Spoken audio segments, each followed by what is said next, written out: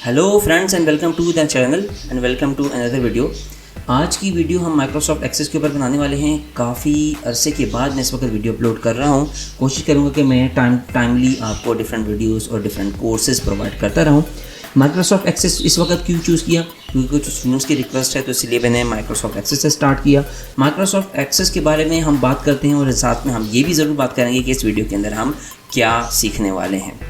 Microsoft access Microsoft का office का एक कंपोनेंट है और ये एक कंप्लीट डेटाबेस इंफॉर्मेशन सिस्टम है। तो यूँ समझ लीजिए कि अगर आप DBMS की फंडामेंटल्स को सीखना चाहते हैं तो माइक्रोसॉफ्ट एक्सेस से आप बिल्कुल स्टार्ट ले सकते हैं, क्योंकि इसके अंदर वो तमाम चीज़ें मौजूद हैं। इसके अंदर SQL मौजूद है, इसके अंदर फॉर्म्स मौजूद हैं, इसके अंदर रिपोर्ट्स मौजूद हैं, इसके अंदर डेटाबेस क्रिएट करने के लिए तमाम डेटा टाइप्स और तमाम फंक्शनैलिटीज़ मौजूद हैं। इसके अंदर आप रिलेशनशिप क्रिएट कर सकते हैं। तो तमाम के तमाम फीचर्स इसके अंदर मौजूद हैं जो डेटाबेस के फंडामेंटल्स को सीखने के लिए बहुत ज़रूरी होने चाहिए। तो यूँ समझ लीजिए कि ये ऑल इन वन एक कंप्लीट टूल है जिसके अंदर आपको सिर्फ और सिर्फ डेटाबेस क्रिएशन नहीं बल्कि आप उसके फॉर्म्स और रिपोर्ट्स भी साथ साथ में क्रिएट कर सकते हैं। माइक्रोसॉफ्ट एक्सेस अगर आप MS ऑफिस कंप्लीट इंस्टॉल करते हैं तो आपको उसके साथ ये मिल जाता है। ओके, अब बात करते हैं अब इस ट्यूटोरियल की। इस ट्यूटोरियल के अंदर जैसे मैं आपको बता चुका हूँ कि हम तमाम चीज़ें क्यूरीज, टेबल्स, रिपोर्ट्स तमाम चीज़ें सीखने वाले हैं। तो सबसे पहले एक ब्लैंक डेटाबेस क्रिएट कर लें। आपके सामने इस वक्त मैंने माइक्रोसॉफ्ट एक्सेस का सॉफ्टवेयर ओपन किया हुआ है जो मैंने MS office install complete software install करने के बाद जो है वो इस वक्त मैंने हासिल किया है। आपको यहाँ पे नज़र आ रहा होगा कि यहाँ पे डिफरेंट टेम्पलेट्स भी हैं। मैं चाहूँ तो किसी भी टेम्पलेट के ज़रिए इसे ओपन करके उसी के अंदर कंटिन्यू कर सकता हूँ, बट इस वक्त मैं टेम्पलेट के ऊपर ध्यान नहीं दूंगा क्योंकि मुझे एक ब्लैंक डेटाबेस यानी कि बिल्कुल स्क्रैच से स्टार्ट करना है ताकि मैं तमाम के तमाम फीचर्स को सीख सकूं। मैं यहाँ पे ब्लैंक डेस्कटॉप के ऊपर क्लिक करता हूँ तो एक पॉपअप यहाँ पे आपको एक डायलॉग बॉक्स नज़र आएगा। इसके अंदर हम अपने डेस्कटॉप डेटाबेस का न सिर्फ नाम प्रोवाइड करेंगे बल्कि इसके साथ साथ इसको लोकेशन भी प्रोवाइड करेंगे। लोकेशन के लिए मैं सिंपली इस वक्त पिक कर लेता हूँ डेस्कटॉप को। डेस्कटॉप की लोकेशन मैंने यहाँ पे पिक कर दी और अपने जो फाइल है उसका जो भी हमें नाम रखना है, लेट्स से मैं अपनी फ़ाइल का नाम रख देता हूँ यहाँ पे ई-कॉमर्स स्टोर। तो हम कोशिश करेंगे आज की क्लास के एंड तक ना ही सिर्फ हम MS एक्सेस की तमाम फीचर्स को सीख लें बल्कि एक ई-कॉमर्स के लिए information basic information system build करना सीख लें। तो यहाँ पे हमने क्रिएट पे जैसे क्लिक किया तो एक ब्लैंक डेटाबेस हमारे सामने क्रिएट हो गया। जैसे ही एक ब्लैंक डेटाबेस क्रिएट होता है उसके साथ साथ एक टेबल भी आपको क्रिएट किया हुआ नज़र आता है। मैं आपको यहाँ पे ज़रा जूम इन करके दिखा दूँ तो यहाँ पे आपको नज़र आ रहा होगा कि MS एक्सेस के तमाम ऑब्जेक्ट्स में इस वक्त एक टेबल क्रिएट किया हुआ आपको नज़र आ रहा है।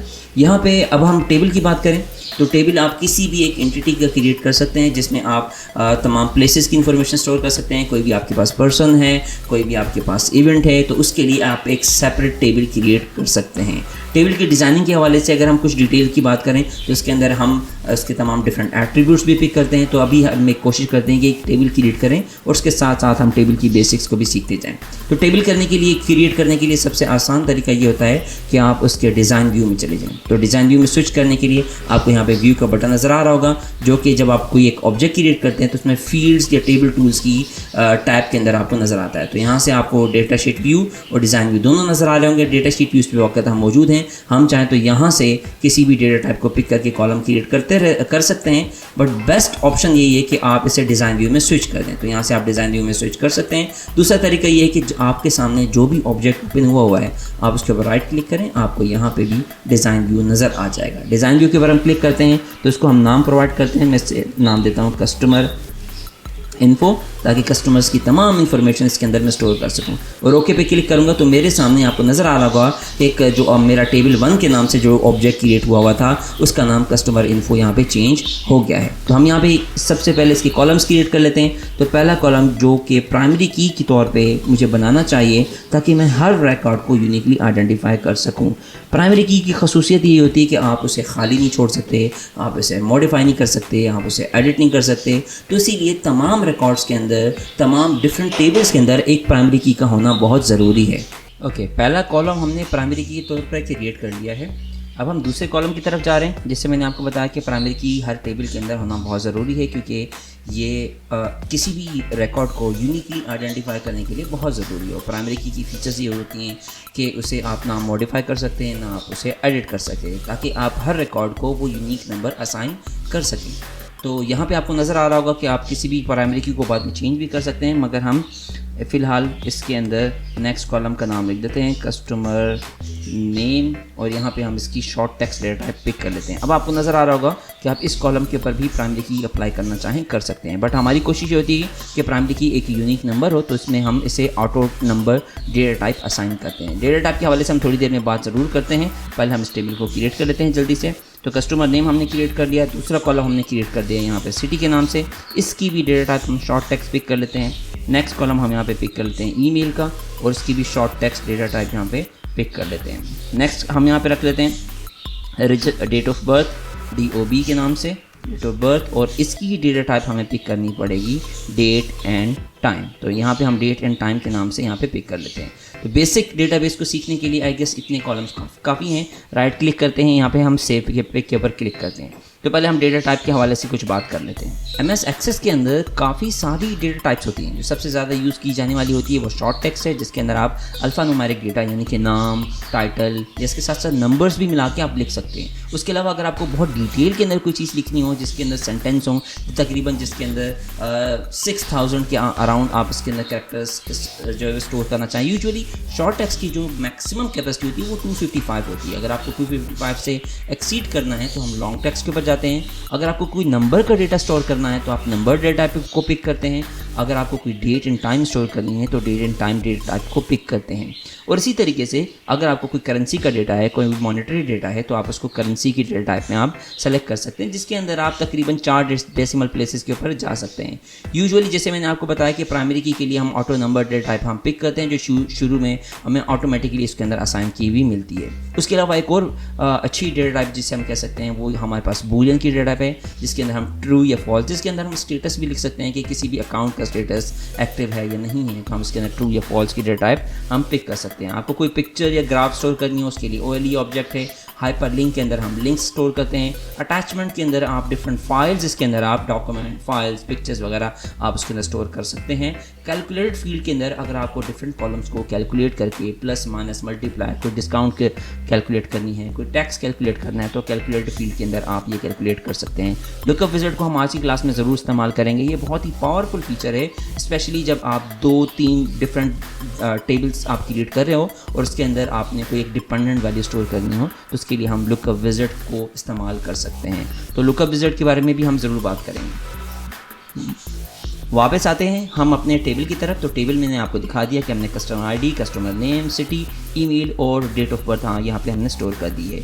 इन कॉलम्स की फील्ड प्रॉपर्टीज़ भी मौजूद होती हैं। आप किसी भी कॉलम को अगर आप सेलेक्ट करें, जैसे कस्टमर नेम को, तो आप यहाँ पे आप स्क्रॉल डाउन करेंगे तो आपको यहाँ पे नज़र आएगा कि यहाँ पे इसकी प्रॉपर्टीज़ हैं। तो हर टेबल के साथ साथ एसोसिएटेड उसकी अपनी फील्ड प्रॉपर्टीज़ होती है, जिसको चेंज भी किया जा सकता है। लेट्स से मुझे यहाँ पे अपना जो पहला कस्टमर नेम है, मुझे इस पर रिस्ट्रिक्शंस लगानी है और मैं चाहता हूँ कि इसके अंदर 60 कैरेक्टर से ज़्यादा स्टोर ना हो, ताकि मेरी जो डेटा है उसके अंदर जो है वो कोई गलत डेटा या इनवैलिड डेटा स्टोर ना हो।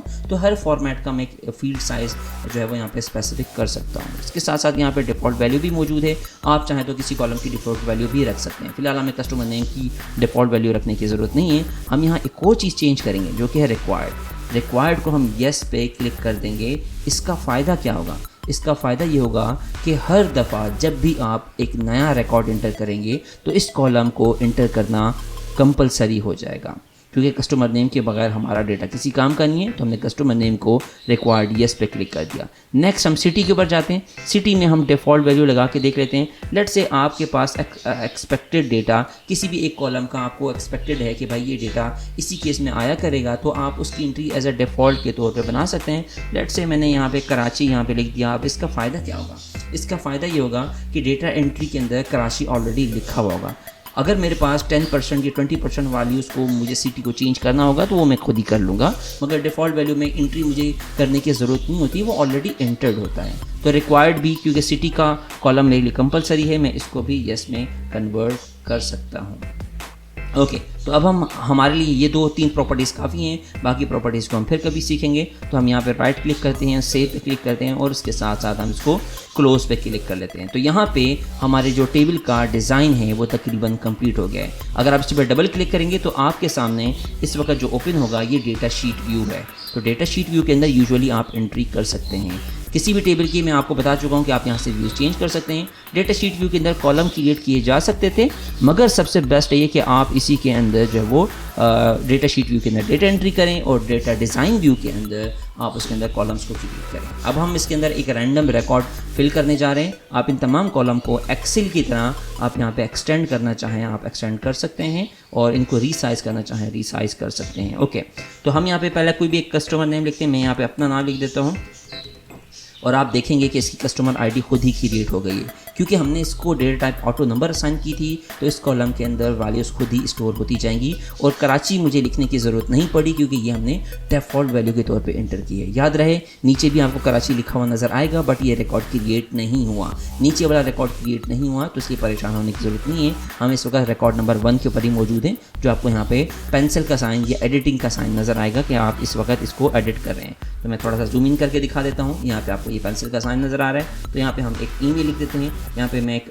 रैंडम सी ईमेल लिखता हूँ। मैं लिख देता हूँ y@gmail.com और इसके साथ में टैब का बटन प्रेस करूँगा तो मैं नेक्स्ट कॉलम पे जंप कर दूँगा। तो यहाँ पे डेट ऑफ बर्थ के अंदर हमारा यूजुअली फॉर्मेट ये होता है कि आप पहले मंथ लिखते हैं स्लैश, फिर उसके बाद आप यहाँ पे डे लिखते हैं और उसके बाद फिर यहाँ पे आप ईयर लिख सकते हैं। तो हम यहाँ पे कोई भी एक ईयर रैंडम सा लिख देते हैं। तो अब आपको नज़र आएगा कि यहाँ पे डेटा एंट्री हो गई है। तो आप चाहो तो यहाँ पे कैलेंडर के ऊपर क्लिक करके भी यहाँ पे आप वैल्यूज़ लिख सकते हैं। एक और रिकॉर्ड यहाँ पे स्टोर कर देते हैं और उसके बाद फिर हम नेक्स्ट कॉलम की तरफ चलेंगे। तो मैं जल्दी से इसके अंदर तकरीबन 5-6 रिकॉर्ड्स फिल कर देता हूँ और फिर हम आगे बढ़ेंगे।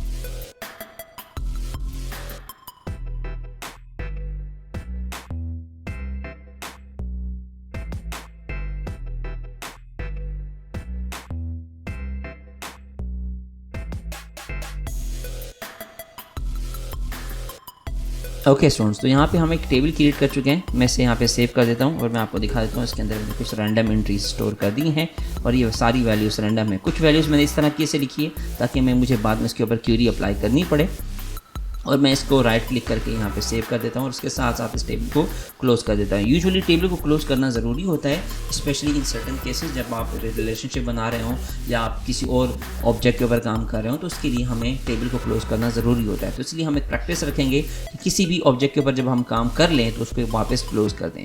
दूसरा टेबल क्रिएट करना है तो हम यहाँ पे क्रिएट की टैब के ऊपर क्लिक करते हैं। यहाँ पे आपको नज़र आ रहा होगा, उसके साथ यहाँ पे टेबल का बटन है, हम उसके ऊपर क्लिक करते हैं तो आपको एक नया टेबल मिल जाएगा। सेम वही प्रैक्टिस इस्तेमाल करेंगे। राइट क्लिक करेंगे, यहाँ पे हम डिज़ाइन के ऊपर क्लिक करेंगे और अब की बार हम इससे नाम दे देते हैं सप्लायर इन्फो का।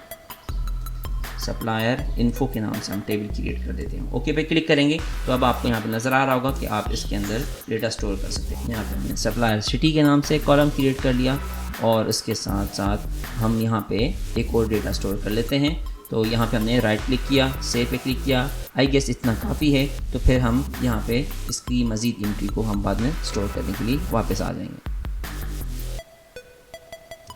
ओके, तो हमने यहाँ पे सिटी स्टोर कर दिया।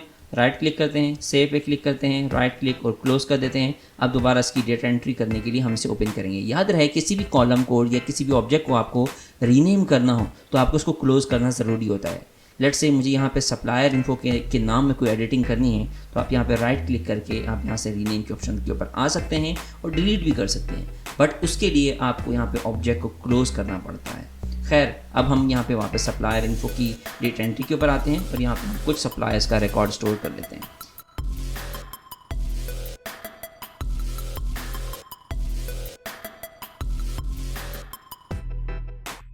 ओके, मैंने यहाँ पे कुछ रैंडम रिकॉर्ड स्टोर कर दिए हैं और यहाँ पे मैं राइट क्लिक करके सेव पे क्लिक करके क्लोज पे क्लिक कर देता हूँ। अब आपको नज़र आ रहा होगा कि आपके पास यहाँ पे 2 ऑब्जेक्ट स्टोर हो चुके हैं। एक कोशिश ये करते हैं कि पहले हम इसकी क्यूरीज बना लें, फिर वापस हम आएंगे इसके मज़ीद टेबल्स क्रिएट करने के लिए। तो पहले मैं आपको क्यूरीज बनाना सिखा दूँ, फिर हम वापस टेबल के ऊपर ज़रूर आएंगे। क्रिएट पे क्लिक करते हैं, यहाँ पे आप देखिएगा, और यहाँ से हम क्यूरी डिज़ाइन के ऊपर क्लिक करते हैं। क्यूरी डिज़ाइन के ऊपर क्लिक करेंगे तो आपसे इन्हीं दोनों टेबल के बारे में पूछा जाएगा कि आप इसमें से किसको ऐड करना चाहते हैं। मैं यहाँ पे कस्टमर इन्फो को ऐड कर देता हूँ और इसे डबल क्लिक करने के बाद क्लोज पे क्लिक करूँगा तो आपको नज़र आएगा कि यहाँ पे कस्टमर इन्फो का टेबल यहाँ पे क्रिएट हो चुका है। फील्ड्स में यहाँ पे बता दूँगा कि मुझे कौन कौन सी फील्ड्स देखनी है। लेट्स से मुझे कस्टमर नेम देखना है और उसके साथ साथ मुझे यहाँ पे कस्टमर सिटी, सिर्फ 2 ही चीज़ें देखना चाह रहा हूँ। तो यहाँ पे शो पे क्लिक हुआ है और इसके साथ में यहाँ पे टॉप पर आऊँगा, डिज़ाइन के अंदर आपको यहाँ पे रन का बटन नज़र आएगा। आप इसके ऊपर क्लिक करेंगे तो आपको सारे रिकॉर्ड्स यहाँ पे नज़र आ जाएंगे। तो इस तरीके से आप क्यूरी क्रिएट कर सकते हैं। खैर क्यूरी को मैं फ़िलहाल सेव नहीं करने वाला, मैं इसे क्लोज़ करके मैं नो पे क्लिक कर देता हूँ ताकि मैं आपको बता सकूँ कि इन तमाम रिकॉर्ड्स को आप रिट्रीव करके या कस्टमाइज़ करके आप शो करा सकते हैं। खैर हमें कुछ और टेबल क्रिएट करने हैं तो जल्दी से ज़रा हम मज़ीद टेबल क्रिएट कर लेते हैं। क्रिएट पे जाते हैं, टेबल पे क्लिक करते हैं और यहाँ से हम अपना टेबल क्रिएट कर लेते हैं। तो लेट से हम यहाँ पे डिज़ाइन पे गए और हम यहाँ पे अपना प्रोडक्ट इन्फो के नाम से हम टेबल क्रिएट कर लेते हैं। अब इस टेबल को हम 2 दफ़ा क्रिएट करेंगे क्योंकि एक दफ़ा मैं आपको क्रिएट करके मैं इसके अंदर आईडीज़ वगैरह स्टोर करा के दिखा दूंगा, तो दूसरी दफ़ा हम इसके अंदर लुकअप विज़िट को इस्तेमाल करके देखेंगे और लुकअप विज़िट का हम एडवांटेज भी देख रहे होंगे। तो पहले हम ज़रा एक दफ़ा इस टेबल को क्रिएट कर लें, बाद में हम इसको एडिट करने के ऊपर ज़रूर आएंगे। तो हमने पहले कॉलम को यहाँ पर लिख दिया प्रोडक्ट इन्फो, क्योंकि हर कॉलम के अंदर प्रोडक्ट आईडी तो हम इसके अंदर हर कॉलम के अंदर उसका एक यूनिक वैल्यू का होना बहुत ज़रूरी है। तो हम मज़ीद इंट्रीज इसके अंदर करते जाते हैं। तो यहाँ पर हमने लिख दिया प्रोडक्ट नेम और इसे हमने शॉर्ट टेक्स्ट के फॉर्म में स्टोर कर दिया। फिर हमने यहाँ पे लिख दिया मैन्युफैक्चर डेट, तो यहाँ पे हमने इसे डेट एंड टाइम में कन्वर्ट कर दिया। नेक्स्ट हम पिक करते जाते हैं, हम यहाँ पे लिख देते हैं सप्लायर आईडी। यहाँ पे हम सप्लायर आईडी क्यों लेंगे, यूजुअली जितने भी डेटाबेसेस होते हैं उसके अंदर जब भी आप एक टेबल का दूसरे टेबल के साथ रिलेशनशिप क्रिएट करते हैं तो उसके लिए आपको एक कॉलम जो है वो सिमिलैरिटी के तौर पे देना पड़ता है। यानी कि आप क्या कहना चाह रहे हैं कि सप्लायर इन्फो के अंदर जो डिटेल्स हमने स्टोर की हैं उसे प्रोडक्ट इन्फो के साथ ज्वाइन कर दें। तो जिसके लिए हम बाद में क्यूरीज लगाएंगे, तो ज्वाइन करेंगे वो किस बेस के ऊपर ज्वाइन करेंगे, जब दोनों के अंदर सिमिलर आईडीज़ होंगी तो तभी आप ज्वाइन कर पाओगे। पहले मैं इस टेबल को क्रिएट करके फिर मैं आपको उसके फ़ायदे बता दूं, फिर हम इसके बाद फिर इसकी डिटेल्स की तरफ आएंगे। तो सप्लायर आईडी के तौर पे मुझे यहाँ पे नंबर लेना पड़ेगा। नंबर क्यों लेना पड़ेगा, क्योंकि सप्लायर आईडी सप्लायर इन्फो के साथ जब मैं ज्वाइन करूँगा तो ये इसकी आईडीज़ हैं 1 2 3, ये इसकी आईडीज़ है। तो यहाँ पे क्योंकि वो एक नंबर है तो इसीलिए जो है मुझे उसके नंबर के ऊपर जाना पड़ेगा। खैर मैं वापस आता हूँ यहाँ पे प्रोडक्ट इन्फो के ऊपर और मैं इसके डिज़ाइन व्यू के ऊपर वापस आके मैं इसे नंबर के तौर पे ले लेता हूँ, क्योंकि वो भी नंबर है। दोनों टेबल की डेटा टाइप का सेम होना ज़रूरी है, नाम की सिमिलरिटी होना ज़रूरी नहीं है, बट डेटा टाइप का सेम होना ज़रूरी होता है। खैर यहाँ पे हमने सप्लायर आईडी के तौर पे लिख दिया, बाकी भी डिटेल्स में हम इसके हम स्टोर करना चाहें तो कर सकते हैं। लेट से मुझे यहाँ पे प्रोडक्ट प्राइस स्टोर करना है। ये हम टेबल अलग अलग क्यों कर रहे हैं, इसकी बहुत डिटेल्स हैं। इसके लिए हमें नॉर्मलाइजेशन का डेटाबेस का टॉपिक सीखना पड़ेगा या समझना पड़ेगा। मैं कोशिश करता हूँ कि बहुत ही आसान अल्फाज में आपको सिखा सकूँ या समझा सकूँ। जब भी आप इन तमाम टेबल को स्प्लिट करने के बजाय एक ही टेबल में स्टोर करते तो उससे क्या होता, आपके पास एक ही टेबल होता और बहुत सारे रिकॉर्ड्स रिपीट हो रहे होते।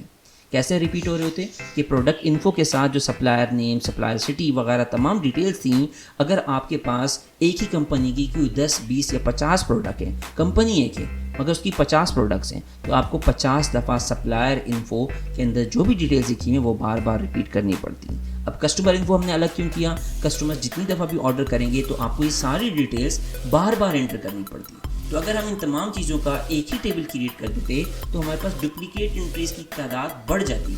तो हम ये कोशिश करते हैं कि जो सेपरेट इन्फॉर्मेशन है, चाहे वो प्लेसेस के हवाले से है, चाहे वो पर्सनस के हवाले से है, चाहे वो किसी इवेंट के हवाले से है या किसी ऑब्जेक्ट के हवाले से है, तो हम उनको अलग करते हैं। जैसे प्रोडक्ट एक ऑब्जेक्ट है तो हम उसकी तमाम इन्फॉर्मेशन को हम अलग कर स्टोर करेंगे। अब इसी तरीके से सप्लायर्स सारे अलग होंगे, तमाम सप्लायर्स अलग होंगे तो हम उसकी इन्फॉर्मेशन को अलग स्टोर करेंगे। हम इन तमाम इन्फॉर्मेशन को स्प्लिट करके अलग अलग स्टोर कर देंगे, फिर बाद में हम उसके अंदर एक सिमिलर आईडी रखेंगे जिसके ज़रिए हम ज्वाइन कर देंगे। तो यहाँ पे सप्लायर इन्फो के अंदर जितनी भी डिटेल्स होंगी हमारे पास उससे रिलेटेड तो यहाँ पे ज्वाइन हो जाएंगी। तो खैर जब ये बना के देख लेंगे तब आपको उसका क्लियर अंदाज़ा हो जाएगा। फिलहाल कोशिश करें आप बिल्कुल मेरे साथ साथ क्रिएट करते जाएँ। अब ये क्योंकि एक मॉनेटरी डेटा है, करेंसी का डेटा है, तो इसे मैंने करेंसी में कन्वर्ट करना मुनासिब समझा। तो मैं इसे राइट क्लिक करता हूँ, सेव पे क्लिक कर देता हूँ और मैं यहाँ पे इसे क्लोज पे क्लिक कर देता हूँ। तो इसे भी मैं क्लोज कर देता हूँ। तो इस वक्त मेरे पास प्रोडक्ट इन्फो का डेटा मौजूद है। मैं चाहूँ तो उसके अंदर डिटेल स्टोर करना चाहूँगा, बट इसके लिए मुझे पहले रिलेशनशिप क्रिएट करना ज़रूरी हो जाएगा। क्यों ज़रूरी हो जाएगा, ताकि इनवैलिड एंट्रीज़ ना हो, गलत एंट्रीज़ ना हो। क्यों, क्योंकि मेरे पास सिर्फ 3 सप्लायर्स हैं। मैं इसके अंदर सप्लायर नंबर 4, 5 या 6 गलती से भी इंटर नहीं कर सकता, क्योंकि मुझे जब कनेक्ट करना होगा तो प्रोडक्ट इन्फो के अंदर जाएं, आपको यहाँ पे देख लीजिए, यहाँ पे प्रोडक्ट आईडी डालनी है। प्रोडक्ट आईडी कौन सी डालनी है? लेट्स से मुझे यहाँ पे Xiaomi का डेटा एंटर करना है, तो मैं यहाँ पे प्रोडक्ट आईडी में 1 इंटर करूँगा, जो आपको यहाँ पे नज़र आ रहा होगा, जो यहाँ पे 1 है। तो इसी तरीके से मुझे यहाँ पे नंबर्स असाइन करने हैं। तो उसके लिए ज़रूरी है कि मैं इनको आपस में रिलेशनशिप के तौर पे ज्वाइन कर दूं। यहाँ पे मुझे सबको पहले क्लोज़ करना ज़रूरी है। अगर आप क्लोज़ नहीं करेंगे तो आपको एरर्स मिलते रहेंगे। तो हम यहाँ पे डेटाबेस टूल्स पे जाएंगे। यहाँ पे आपको एक ऑप्शन नज़र आ रहा होगा रिलेशनशिप का, आप उसके ऊपर क्लिक करेंगे। यहाँ पे हम इन 2 टेबल्स को फ़िलहाल पिक कर लेते हैं। बाद में हम रिलेशनशिप के ऊपर हम बार बार आते रहेंगे ताकि हम तमाम ऑप्शंस को अच्छे से तरीके से सीख सकें। अब यहाँ पे सप्लायर इन्फो मौजूद है। ओ खैर, आई गेस मैंने इसका नाम सही से चेंज नहीं किया था, तो हम ज़रा दोबारा जाके इसका नाम चेक कर लेते हैं। सप्लायर इन्फो के अंदर ये हमसे मिस्टेक हो गई थी, तो यहाँ पे सप्लायर आईडी रखना था। शायद मैं सेव करना भूल गया था, मैंने किया तो था पर शायद सेव नहीं हुआ था। खैर, इससे यहाँ पे सेव कर लेते हैं, क्लोज़ कर लेते हैं, वापस रिलेशनशिप के ऊपर आते हैं। अब आपको नज़र आएगा यहाँ पे सप्लायर आईडी है। खैर, सप्लायर आईडी को सप्लायर आईडी के साथ ज्वाइन करना है। तो सप्लायर आईडी को सप्लायर आईडी के साथ ज्वाइन करना है, तो हम चाहते हैं कि जब हम सप्लायर इन्फो स्टोर कर रहे हों तो उसी के अंदर प्रोडक्ट इन्फो शो हो जाए। तो उसके लिए हम क्या काम करेंगे, सप्लायर आईडी को ड्रैग करेंगे सप्लायर आईडी के ऊपर, ताकि इससे क्या होगा, आपको ये बार नज़र आ रही होगी, यहाँ पे नज़र आ रहा होगा कि सप्लायर इन्फो हमारे पास टेबल है और उसका रिलेटेड टेबल प्रोडक्ट इन्फो है, यहाँ पे नज़र आ गया। तो इसी तरीके से अगर आप ये इन्फोर्स कर दें रेफरेंशियल इंटेग्रिटी, तो इसका फ़ायदा क्या होगा? इसका फ़ायदा ये होगा कि आप इनवैलिड एंट्रीज स्टोर नहीं कर पाओगे। इनवैलिड एंट्रीज जैसे मैं आपको बता चुका था कि सप्लायर मेरे पास सिर्फ 3 है, मैं सप्लायर नंबर 4, 5 या 6 में यहाँ पे स्टोर नहीं कर सकता, या उसको अपडेट भी नहीं कर सकता, उसको डिलीट भी नहीं कर सकता। यानी कि सप्लायर की जब मैं प्रोडक्ट्स क्रिएट कर दूँ, एक सप्लायर की मैंने 10 प्रोडक्ट क्रिएट कर दी, तो मैं सप्लायर को डिलीट तो नहीं कर सकता। तो इसीलिए मुझे उसको रोकना होगा। तो मैं उससे कैसे रोकूंगा? मैं ये तमाम चीज़ें मैंने यहाँ पे इन्फोर्स कर दी और मैं क्रिएट पे क्लिक कर देता हूँ। तो आपको नज़र आ रहा होगा 1 to many का रिलेशनशिप क्रिएट हो गया है। 1 to many कब होता है? जब आपके पास एक यहाँ पे प्राइमरी की हो और दूसरी यहाँ पे फॉरेन की हो। प्राइमरी की क्या होती है, मैं आपको पहले बता चुका हूँ कि ये एक यूनिक कॉलम होता है। फॉरेन की क्या होती है? प्राइमरी की को जब आप एज अ रेफरेंस स्टोर करते हैं किसी दूसरे टेबल में। यहाँ पे सप्लायर आईडी रेफरेंस के तौर पे इस्तेमाल हो रही है, ताकि इसके साथ सप्लायर नेम, सिटी और इसके साथ अगर और काफ़ी सारी डिटेल्स होती तो वो इसी टेबल के साथ ज्वाइन हो जाती on the basis of same supplier ID. जब सेम सप्लायर आईडी होंगी तो वो डेटा रिकॉर्ड इसके साथ मर्ज हो जाएगा। हम यहाँ पे सेव पे क्लिक करते हैं और यहाँ पे क्लोज पे क्लिक करते हैं। अभी आपको नज़र आ जाएगा कि हमें इस रिलेशनशिप क्रिएट करने का क्या फ़ायदा हुआ। अब हम आते हैं सप्लायर इन्फो के ऊपर। आपको यहाँ पे प्लस के बटन नज़र आ रहे हैं जो पहले नहीं थे। अब हम पहले इसको तो क्लोज कर देते हैं और मैं आपको दिखा देता हूँ कि जब आप Xiaomi के प्लस के ऊपर क्लिक करेंगे, आपको यहाँ पे वो वाला टेबल जो कि प्रोडक्ट इन्फो का था इसी के अंदर शो हो रहा है। MS एक्सेस के अंदर ये बड़ा एडवांटेज है कि आप रिलेटेड टेबल के अंदर रिकॉर्ड स्टोर कर सकते हैं बहुत आसानी से। तो हम यहाँ पे आपको नज़र आ रहा होगा कि हम यहाँ पे कोई भी एक प्रोडक्ट क्रिएट कर सकते हैं। लेट्स से मैं यहाँ पे लिख दे रहा हूँ Redmi Note 13 और मैन्युफैक्चर डेट में हम इसकी कोई भी एक डेट लिख देते हैं 2020 की या 2021 की लिख देते हैं। ओके 2022 की लिख देते हैं। खैर, और यहाँ पे मैंने यहाँ पे इसको 200,000 रुपीज़ के ऊपर लिख देता हूँ। और ये RS का साइन जो है डिपेंड करता है कि आपने इसके अंदर लोकेशन कौन सी स्टोर की हुई है माइक्रोसॉफ्ट की। तो आपको या तो RS का साइन नज़र आ रहा होगा या तो डॉलर्स का साइन नज़र आ रहा होगा। खैर, यहाँ पे हम इसके अंदर RS के अंदर रुपीज़ के अंदर हम इसकी वैल्यूज स्टोर कर देते हैं। हम यहाँ पे 85,000 यहाँ पे हम लिख देते हैं और नेक्स्ट पे हम मूव करते हैं। नेक्स्ट यहाँ पे हमने डेटा स्टोर किया Redmi Note 13 Pro और यहाँ पे हम इसकी हम मैन्युफैक्चर डेट स्टोर कर देते हैं। इसे भी हम 2022 का डेटा हम इसके अंदर रख देते हैं और उसकी वैल्यू हम कर देते हैं 120। ये मैं रैंडम वैल्यू लिख रहा हूँ, ये कोई एक्चुअल वैल्यूज़ नहीं है। ओके, तो हमने यहाँ पे सप्लायर इन्फो के अंदर एक पहली सप्लायर के अंदर 2 प्रोडक्ट स्टोर कर दी। अब आप इसको देख लेंगे कि ये Xiaomi के अंदर 2 प्रोडक्ट हमारे पास स्टोर हो गई हैं। आप चाहें तो आप इसके अंदर तीसरी वैल्यू भी स्टोर कर सकते हैं। और अगर आपको यहाँ पे एप्पल की प्रोडक्ट स्टोर करनी है तो आप यहाँ पे इसको माइनस पे क्लिक करके और यहाँ पे दूसरी एप्पल की प्रोडक्ट स्टोर कर सकते हैं। अब ये क्योंकि on the basis of supplier ID store हो रही हैं तो आपके रिलेटेड टेबल के अंदर सप्लायर आईडी स्टोर करने की आपको ज़रूरत नहीं पड़ी। खैर मैं यहाँ पे एक रिकॉर्ड स्टोर करके फिर मैं आपको मज़ीद तफसीलात बताता हूँ। लेट से हम यहाँ पे लिख देते हैं आईफोन 13 और हम इसकी मैन्युफैक्चर डेट सेम उसके आसपास लिख देते हैं और इसे हम 2021 का डेटा यहाँ पे हम स्टोर कर रहे हैं। ओके, तो मैंने यहाँ पे शायद वैल्यू ज़्यादा लिख दी है, हम इसका एक डिजिट कम कर देते हैं। ओके, अब हम नेक्स्ट के ऊपर आते हैं। हमने यहाँ पे लिखा आईफोन 13 प्रो और उसके साथ हम इसकी भी कोई डेट लिख देते हैं। हम यहाँ पे लिख देते 3/5/2021 और वैल्यूज़ में जाते हैं और वैल्यूज़ में भी हम यहाँ पे 135,000 लिख देते हैं। 135,000 एक डिजिट अगेन ज़्यादा हो गया है, कम कर देते हैं। खैर अब आपको नज़र आ रहा होगा कि हम यहाँ पे 2 स्टोर कर चुके हैं रिकॉर्ड और आपको मैं दिखा देता हूँ। इसको ज़रा सेव करके ज़रा हम प्रोडक्ट इन्फो का टेबल ओपन करते हैं। अब आपको नज़र आ रहा होगा इसके अंदर डेटा खुद ही स्टोर हो गया है। इसको यूनिक आईडीज़ खुद ही असाइन हो गई हैं क्योंकि ऑटोमेटिक नंबर था। सप्लायर आईडी का डेटा हमने लिखा नहीं है, वो यहाँ पे खुद ही इसके अंदर स्टोर हो गया है क्योंकि शुरू की 2 जो वैल्यूज़ थी वो सप्लायर नंबर 1 यानी कि Xiaomi की थी, तो इसके अंदर आईडी नंबर 1 स्टोर हो गई है। और ये जो बाद की जो 2 हैं ये क्योंकि एप्पल की प्रोडक्ट्स थी तो यहाँ पे आपको इसका सप्लायर आईडी नंबर 2 नज़र आ रहा है। तो ये एक फ़ॉरेन की है, तो वहाँ पे रिलेशनशिप दोनों को एक दूसरे के साथ कनेक्ट करने के लिए यहाँ पे हमने सेम आईडीज़ यहाँ पे लिख दी हैं। तो आपको यहाँ नज़र आ रहा होगा कि जल्दी से मैं इसके अंदर 2 रिकॉर्ड्स को स्टोर कर लेता हूँ, फिर हम बाद में इसकी क्यूरीज बनाने की तरफ जाएंगे।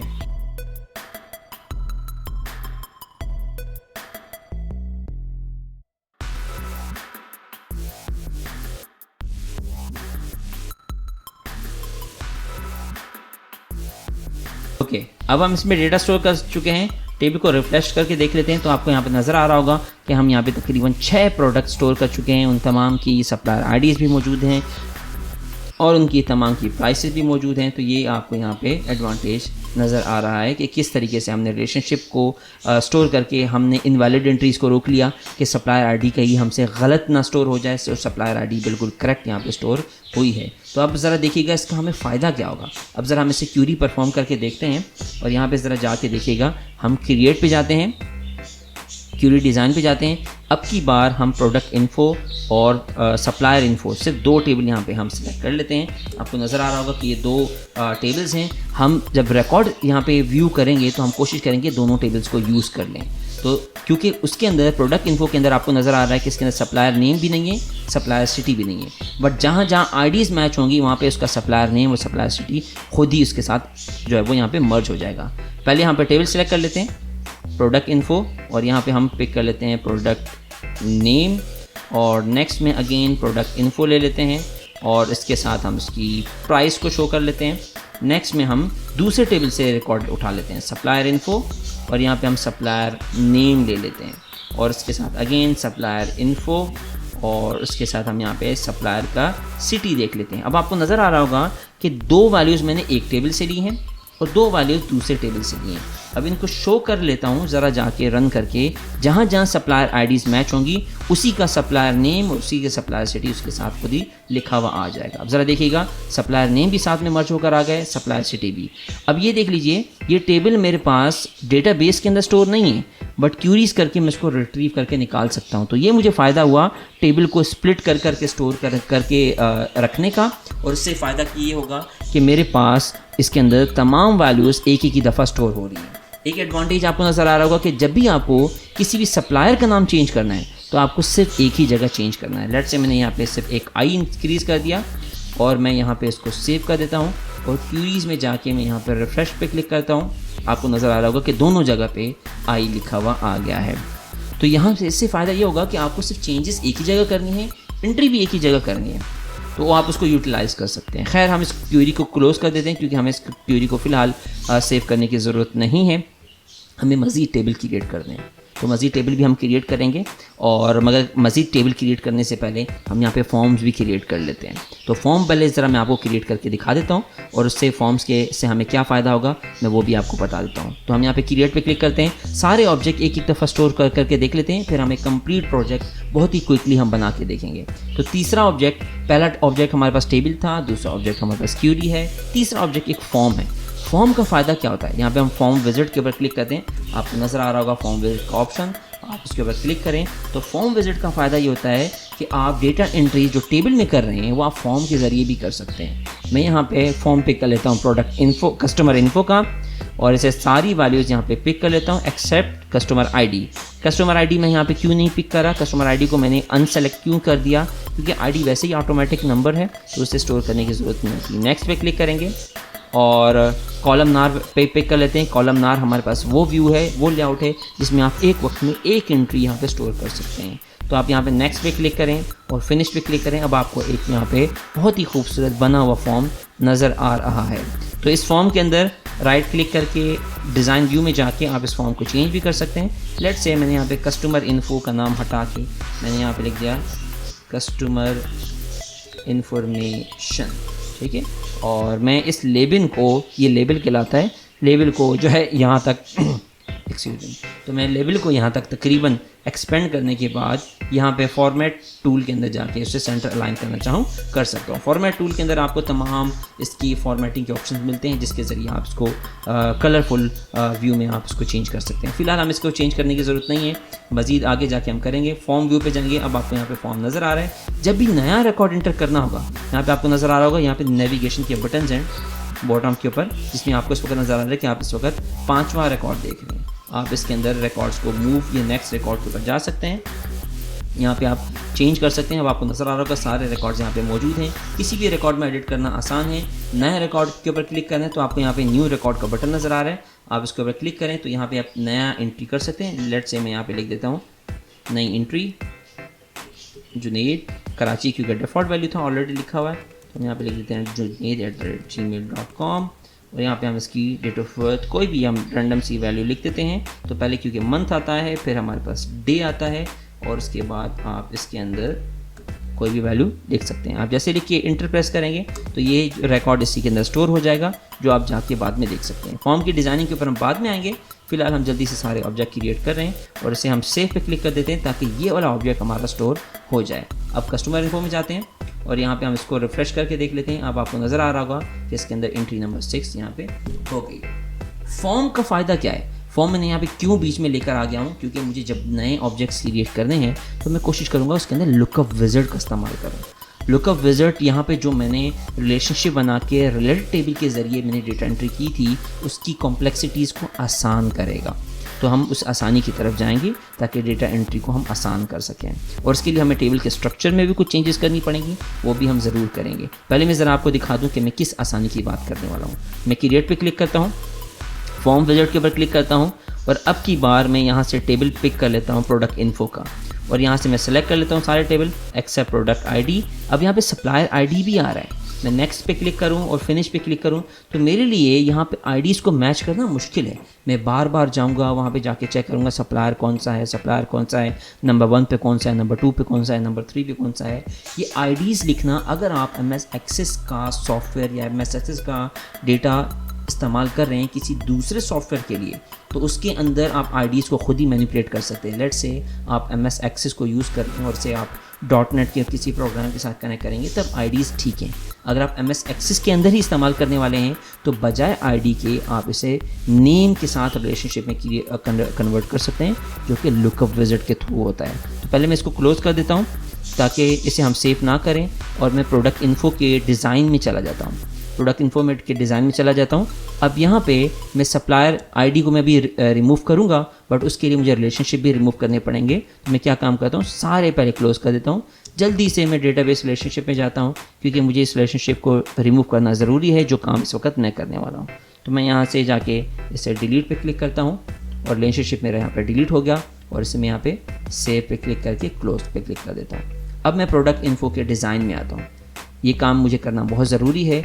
मुझे यहाँ पे सप्लायर आईडी नहीं चाहिए, मैं सप्लायर आईडी को यहाँ पे डिलीट कर सकता हूँ। सप्लायर आईडी को मैंने यहाँ पे डिलीट कर दिया, और मैं क्या चाह रहा हूँ कि सप्लायर आईडी की जगह यहाँ एक नया कॉलम बना दूँ सप्लायर नेम के नाम से।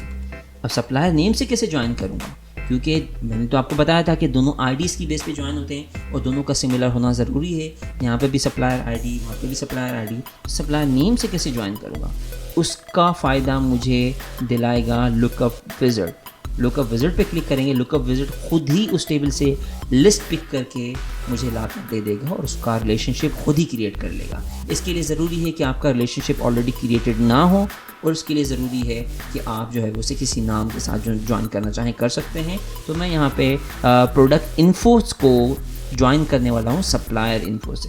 तो मैं यहाँ पे नेक्स्ट पे क्लिक करता हूँ। तो मुझे क्योंकि सप्लायर इन्फो को पिक करना है तो मैं सप्लायर इन्फो को सिलेक्ट कर लेता हूँ, और यहाँ से मैं इसे बताने वाला हूँ कि मुझे यहाँ पे नाम दिखाना है।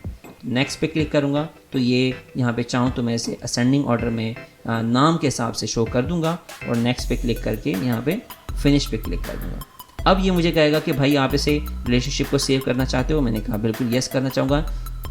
जो मैंने लुकअप विजिट से स्टोर किया अब आपको नज़र आएगा कि यहाँ पे नंबर में स्टोर हो रहा है, यानी कि बैकएंड के ऊपर वो आईडीज़ ही जो स्टोर कर रहा है। बट लुकअप विजिट के अंदर जब मैं डेटा स्टोर करवा रहा हूँगा तो मुझे वहाँ पे आईडी नहीं दिखाएगा, वहाँ पे मुझे नाम दिखाएगा। बैकएंड के ऊपर इसकी डेटा टाइप स्टिल नंबर ही दिखा रहा है, यानी कि ये सप्लायर आईडी ही है और इसका रिलेशनशिप ऑलरेडी बन चुका है। मैं दिखा देता हूँ कि डिलीट करने के बाद जब आप दोबारा जाएंगे तो आपको यहाँ पे सप्लायर आईडी का रिलेशनशिप इसके साथ बना हुआ नज़र आएगा, और सप्लायर नेम जो है यहाँ पे आपको नज़र आएगा, यहाँ पे नंबर लिखा हुआ, लुकअप विजिट नहीं लिखा हुआ। और अब आपको इसका एडवांटेज दिखा दूंगा। हम जाते हैं प्रोडक्ट इन्फो के ऊपर। अब आपको नज़र आएगा यहाँ पे सप्लायर नेम सारे रिमूव हो चुके थे। अब आपको यहाँ पे ड्रॉप डाउन का ऑप्शन नज़र आ रहा है। ये ड्रॉप डाउन हमारा एडवांटेज है। तो शुरू के दो को हम यहाँ पर वैल्यूज़ को दोबारा से जाके सेट कर लेते हैं। ये Xiaomi था और उसके बाद यहाँ पे एप्पल था। अब मुझे यहाँ पे नंबर याद रखने की ज़रूरत नहीं है, मैं यहाँ पे नाम को भी इस्तेमाल कर सकता हूँ एज अ रिलेशनशिप। ये एडवांटेज हमें लुकअप विजिट से मिला। अब हम इसका जब टेबल या फॉर्म क्रिएट करेंगे तो अब हमें आसानी होगी। तो हमने जो जिस फॉर्म के ऊपर मौजूद थे प्रोडक्ट इन्फो, यहाँ पे हम जाके इसको डिलीट कर लेते हैं क्योंकि हम इसको दोबारा से क्रिएट करने वाले हैं, और हम इसको डिलीट कर देते हैं। अब एक नया फॉर्म क्रिएट करने जा रहे हैं, क्रिएट, और यहाँ पे हम ले लेते हैं फॉर्म विजिट। अब की बार अब हमें जो फॉर्म क्रिएट करना है वो प्रोडक्ट इन्फो का है। यहाँ से हम सारे पिक कर लेते हैं, एक्सेप्ट प्रोडक्ट आईडी, नेक्स्ट पे क्लिक करते हैं। यहाँ पे हम इसे फिनिश पे क्लिक कर लेते हैं। अब आपको नज़र आएगा यहाँ पे अब आपको नंबर नहीं, यहाँ पे आपको कैटेगरीज नज़र आ रही है। लेट्स से मुझे यहाँ पे एप्पल की कोई एक कैटेगरी स्टोर करनी है तो मैं यहाँ पे न्यू रिकॉर्ड पे क्लिक करता हूँ, और यहाँ पे जाके मैं अपना एक प्रोडक्ट का नाम लिख देता हूँ। यहाँ पे लिख दिया iPhone 15 Pro, और उसकी मैन्युफैक्चर डेट मैं लिख देता हूँ 2023 की, और प्रोडक्ट की कोई भी एक प्राइस लिख देता हूँ 550,000, और हम यहाँ पे जाके इसका खाली सप्लायर पिक कर लेंगे। अब ये ऑलरेडी रिलेशनशिप क्रिएट कर चुका है। मैं यहाँ पे अगेन न्यू पे क्लिक करूँगा तो आपको नज़र आएगा कि रिकॉर्ड इसके अंदर स्टोर हो गया है। फॉर्म्स की क्रिएशन के ऊपर हम डिटेल में बाद में ज़रूर आएंगे। हम ज़रा इस फॉर्म को यहाँ पे सेव करके क्लोज़ कर दें, बट मुझे सिर्फ और सिर्फ लुकअप विजिट समझाना था, इसके लिए मुझे फॉर्म को ओपन करना मेरे लिए ज़रूरी था, तो इसलिए मैंने फॉर्म विजिट के ऊपर आ गया। आखिरी टेबल क्रिएट करते हैं, फिर हम क्विकली क्यूरीज के ऊपर शिफ्ट हो जाएंगे।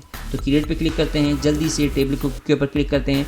अब की बार अभी हमें जो टेबल क्रिएट करना है वो मैं आपको बता देता हूँ। डिज़ाइन व्यू में जाते हैं और इसका नाम हम लिख दें ऑर्डर्स, और ओके पे क्लिक कर देते हैं। इसके अंदर हम ऑर्डर की डिटेल स्टोर करने वाले हैं। पहला आएगा ऑर्डर आईडी, और इसी के साथ दूसरा हम यहाँ पे ले लेते हैं ऑर्डर डेट, और इसे हम डेट एंड टाइम में कन्वर्ट कर लेते हैं। नेक्स्ट अब आपको यहाँ पे सप्लायर प्रोडक्ट इन्फॉर्मेशन यानी कि प्रोडक्ट का नाम शो कराना है। हर ऑर्डर को हम अलग अलग स्टोर करेंगे। आपके पास एक दिन में 10 ऑर्डर आए, 20 ऑर्डर आए, तो आप उसको अलग अलग स्टोर करेंगे। उसमें आपका कस्टमर का नाम भी आएगा, उसमें आपकी प्रोडक्ट भी आएगी कि उसने कौन सी प्रोडक्ट जो है वो वहाँ पे बाय की है। तो उसके लिए अगेन लुकअप विजिट का हम सहारा ले लेते हैं। लुकअप विजिट ने खुद ही रिलेशनशिप क्रिएट कर लेना है। याद रहे मैं आपको पहले बता चुका हूँ कि अगर आप MS एक्सेस के अंदर सिर्फ डेटाबेस क्रिएट करके उसे किसी दूसरे सॉफ्टवेयर से कनेक्ट कर रहे हैं तो उसके अंदर प्रोडक्ट ID का इस्तेमाल करेंगे। अगर आप सिर्फ MS एक्सेस को इस्तेमाल कर रहे हैं तो उसके लिए हम ID को यूज़ करने के बजाय लुकअप विजिट के ज़रिए हम रिलेशनशिप क्रिएट कर सकते हैं। तो मैं यहाँ पे लुकअप विजिट को यूज़ करूँगा। यहाँ पे लिख देता हूँ प्रोडक्ट नेम, और यहाँ पे हम लुकअप विजिट को यूज़ कर लेते हैं। अगेन लुकअप विजिट पे जाएंगे। अब की बार हम इसे नेक्स्ट पे क्लिक कर लेते हैं। प्रोडक्ट नेम हमारे पास प्रोडक्ट इन्फो में मौजूद है। हम इसे सेलेक्ट करके यहाँ से नाम को सेलेक्ट कर लेते हैं ताकि ड्रॉप डाउन के अंदर प्रोडक्ट के नाम शो हो जाएं और वो भी असेंडिंग ऑर्डर में। नेक्स्ट पे क्लिक कर लेते हैं, आपको सारे रिकॉर्ड्स यहाँ पे दिखा देगा। फिनिश पे क्लिक कर लेंगे तो अब की बार वो कह रहा है कि हमने क्या अपने रिलेशनशिप स्टोर करना है। हमने कहा बिल्कुल यस। अब हर रिकॉर्ड के साथ आपको कस्टमर का नाम भी तो चाहिए होगा कि किस कस्टमर ने ऑर्डर किया, तो उसके लिए हम कस्टमर का नाम यहाँ पे पिक कर लेते हैं। तो कस्टमर नेम भी हम रिलेशनशिप में ही स्टोर करते हैं। रिलेशनशिप अगेन मैं बार बार बता रहा हूँ स्टोर करना इसलिए ज़रूरी है कि आखिर में जब हम क्यूरीज मर्ज करके रिकॉर्ड लेकर आते हैं तो अगर रिलेशनशिप क्रिएट ना हुआ हो तो आपका रिकॉर्ड आपको देखना बहुत मुश्किल होता है। तो हम यहाँ पे कस्टमर नेम को पिक कर लेते हैं और यहाँ पे हम नेक्स्ट पे क्लिक कर लेते हैं। हम कह रहे हैं कि भाई कस्टमर नेम सीक्वेंस में आ जाए ताकि आपको रिकॉर्ड देखना आसान हो। तो यहाँ पे हम स्टोर कर लेते हैं। ऑर्डर डेट भी, अब हर ऑर्डर के साथ आपको क्वांटिटी भी तो चाहिए होगी क्योंकि आप इससे पहले सिर्फ और सिर्फ प्राइसेस स्टोर कर चुके हैं। तो आपको क्वांटिटी भी चाहिए होगी हर ऑर्डर के साथ कि कितनी क्वांटिटी ऑर्डर की गई है। तो आप यहाँ पे नंबर ले सकते हैं और भी बहुत सारे एट्रीब्यूट हो सकते हैं, बट ये हमारे लिए कंपलसरी एट्रीब्यूट है। तो सेव करके हम यहाँ पे क्लोज पे क्लिक कर देते हैं। अब क्विकली ज़रा जल्दी से हम तमाम के फॉर्म्स क्रिएट कर लेते हैं। हमें सप्लायर इन्फो का भी फॉर्म चाहिए, तो फॉर्म विजिट पे जाते हैं। हम यहाँ से जाके सप्लायर इन्फो का फॉर्म, ताकि हम डेटा एंट्री ना फॉर्म से करें। तो सप्लायर आईडी को हटा देते हैं, नेक्स्ट पे क्लिक करते हैं, कॉलम नार पे रहते हुए और फिनिश पे क्लिक कर लेते हैं। फॉर्म को डिज़ाइन करना होगा तो हम फॉर्म को डिज़ाइन कर लेंगे। यहाँ पे हम बाद में आएंगे फॉर्म की डिज़ाइनिंग के ऊपर। पहले हम आखिरी फॉर्म क्रिएट कर लें, फिर मैं उसी के अंदर आपको डिज़ाइनिंग के ऑप्शन सारे सिखा दूँगा। फॉर्म विजिट में आते हैं। यहाँ से अब आखिरी जो कि ऑर्डर्स का टेबल है इसको पिक कर लेते हैं। एक्सेप्ट ऑर्डर आईडी, हम बाकी सारी फील्ड्स यहाँ पे पिक कर लेते हैं। Next and finish. पहले इसको ज़रा डिज़ाइन कर लें। यहाँ पे कोई एक कंपनी की आईडी और उसका लोगो भी हम साथ में प्लेस कर लेंगे ताकि फॉर्म हमारा थोड़ा सा अच्छा लगे। तो हम चले जाते हैं यहाँ पे फॉर्म डिज़ाइन व्यू में। अब यहाँ पे मैं थोड़ा डिज़ाइन, काफ़ी देर से मैं डिज़ाइनिंग से भाग रहा था, तो अब ज़रा डिज़ाइन करके मैं आपको दिखा देता हूँ इसकी क्या क्या ऑप्शंस होंगे। तो इसके लिए आपको कोई एक इमेज चाहिए होगी। PNG फॉर्मेट के अंदर कोई एक इमेज डाउनलोड कर लीजिए। ओके, तो अब ज़रा मैं इसके फॉर्म हेडर को सेट करने वाला हूँ। मैं फॉर्म हेडर में थोड़ी सी स्पेस क्रिएट कर देता हूँ और मैं यहाँ पे लिख देता हूँ कंपनी का नाम। तो मेरी कंपनी का नाम है ABC कंपनी और इससे टेक्स्ट को हम एडजस्ट कर लेते हैं सेंटर में। फुल यहाँ पे हम सेट करने के बाद फॉर्मेट में जाके हम इसे सेंटर अलाइन कर देते हैं और इसके साथ साथ हम यहाँ पे टॉप पे लोगो भी लगाने वाले हैं। लोगो लगाने का तरीकाकार क्या है? लोगो लगाने का तरीकाकार बहुत सिंपल है। आपको डिज़ाइन में जाना पड़ेगा। ये इंसर्ट इमेज का जो ऑप्शन है ये पूरे इसके ऊपर बैकग्राउंड के ऊपर लगा देगा। तो आपको पूरे बैकग्राउंड के ऊपर नहीं लगाना, आपको सिर्फ इसके अंदर प्लेस करना है। तो आप यहाँ पे ऑब्जेक्ट ले लो कि डिज़ाइन टैब के अंदर इमेज का, आप इसके ऊपर क्लिक करते हैं और यहाँ पे क्लिक करते हैं। तो अब आप यहाँ पे डेस्कटॉप के ऊपर जो भी आपके पास इमेज डाउनलोड हुई हुई है आप उसको सिलेक्ट कर लेते हैं। जब आप इमेज सेलेक्ट करेंगे आपको नज़र आएगा, जब आप इमेज सेलेक्ट करेंगे तो आपको नज़र आएगा कि इसका साइज़ काफ़ी बड़ा हो गया है। तो इस साइज़ को एडजस्ट करते हैं। हम इसके जो है राइट बॉटम की तरफ आते हैं इमेज के और यहाँ से हम इसको जो है एडजस्ट करना स्टार्ट करेंगे। आप कॉर्नर के ऊपर आएंगे और इसे रीसाइज़ करना स्टार्ट करें। तो आप इसे ज़रा रीसाइज़ कर लीजिएगा। वैसे रीसाइज़ के अलग से मैनुअल ऑप्शंस भी आते हैं जिसमें आप वैल्यूज़ डाल के रीसाइज़ कर सकते हैं, बट हमें इस तरीके से आसान लग रहा है तो हम ज़रा एडजस्ट करके यहाँ पे कॉर्नर के ऊपर टॉप के ऊपर इसको लोगों को एडजस्ट कर लेते हैं। हमने यहाँ पर टॉप के ऊपर एडजस्ट कर दिया और इसके साथ साथ हम यहाँ पे जो हेडर है उसको भी वापस क्लोज़ कर लेते हैं वरना हेडर का साइज़ बढ़ाएगा। तो ज़रा आप इसको क्लोज़ कर दीजिएगा हेडर को बिल्कुल इसके साथ पास। तो यहाँ पे हमने लोगो भी लगा दिया और इसके साथ साथ हमने इसका टेक्स्ट भी ऐड कर दिया। अब ज़रा हम जाके फॉर्म व्यू के ऊपर जाके चेक करते हैं। फॉर्म व्यू में आपको नज़र आएगा कि यहाँ पे लोगो नज़र आ रहा है। लोगो आपके पास ट्रांसपेरेंट हो तो ज़्यादा बेहतर है ताकि आप इस लोगो को एडजस्ट कर सकें। कलर वगैरह चेंज करने हो तो आप इसके कलर्स वगैरह भी चेंज कर सकते हैं। डिज़ाइन व्यू में जाइए, किसी भी बैकग्राउंड के ऊपर पिक करें, फॉर्मेट में जाइए, यहाँ से आप इसके कलर्स को चेंज करना चाहें आप कलर्स को चेंज कर सकते हैं। लेट्स से मैं यहाँ पे जाके कलर लगा देता हूँ लाइट ग्रे। तो आप यहाँ पे लाइट ग्रे कलर यहाँ पे आप चेक कर सकते हैं। बैकग्राउंड के ऊपर आप इसका लाइट ग्रे कलर लगाना चाहें लगा सकते हैं। खैर मैंने ये कलर लगा दिया और मेरे लिए कलर काफ़ी है।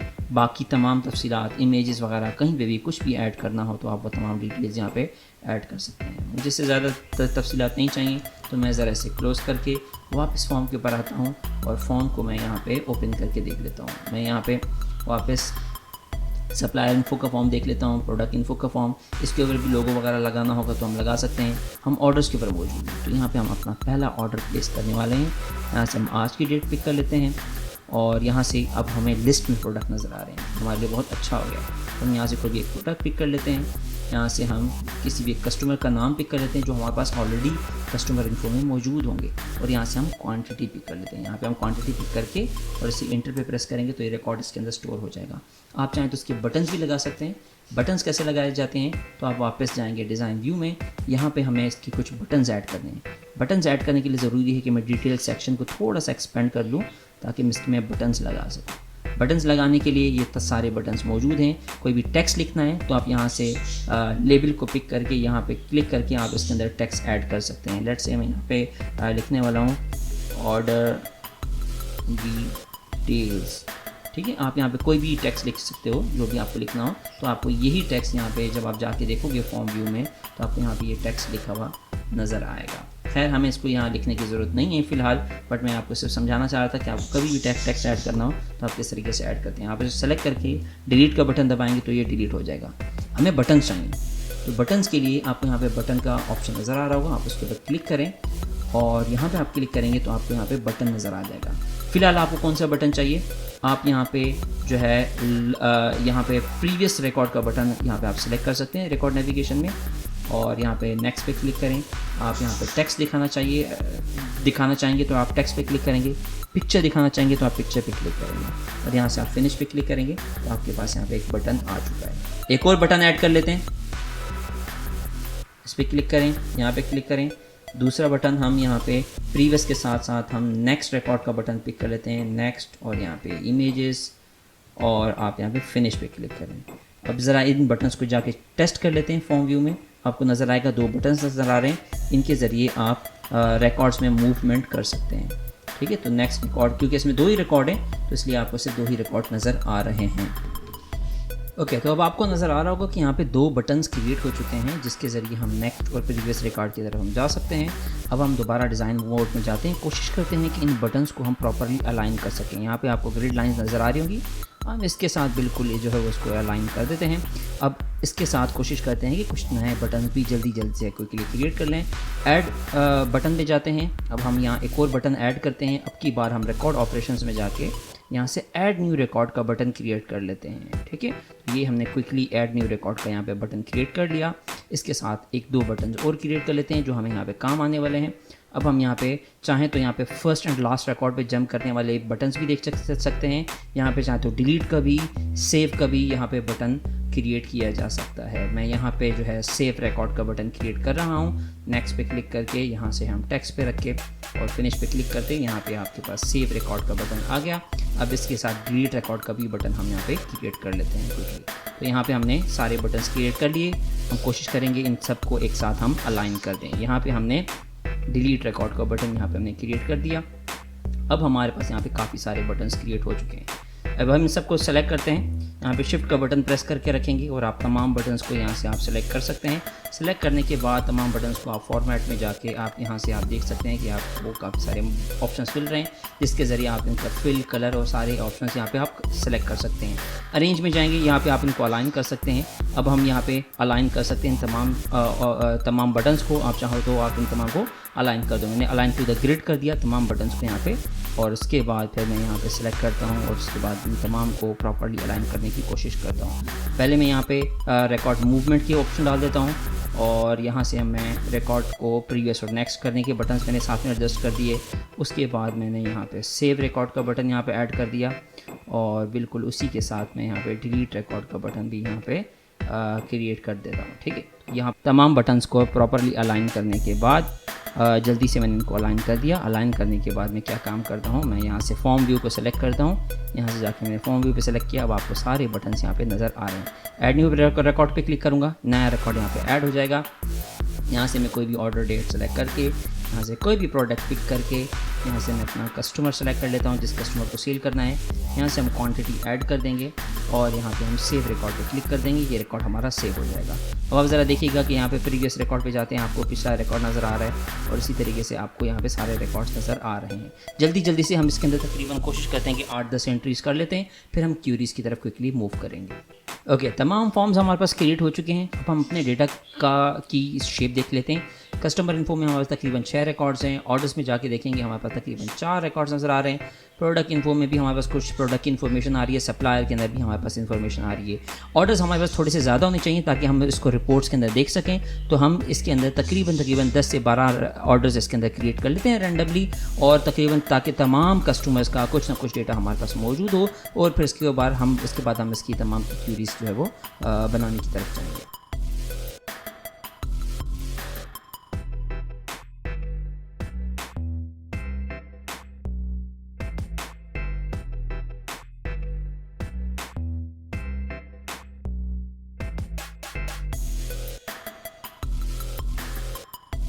ओके, हमने काफ़ी सारे ऑर्डर्स यहाँ पे क्रिएट कर लिए हैं। तमाम क्यूरीज़ को क्लोज कर देते हैं।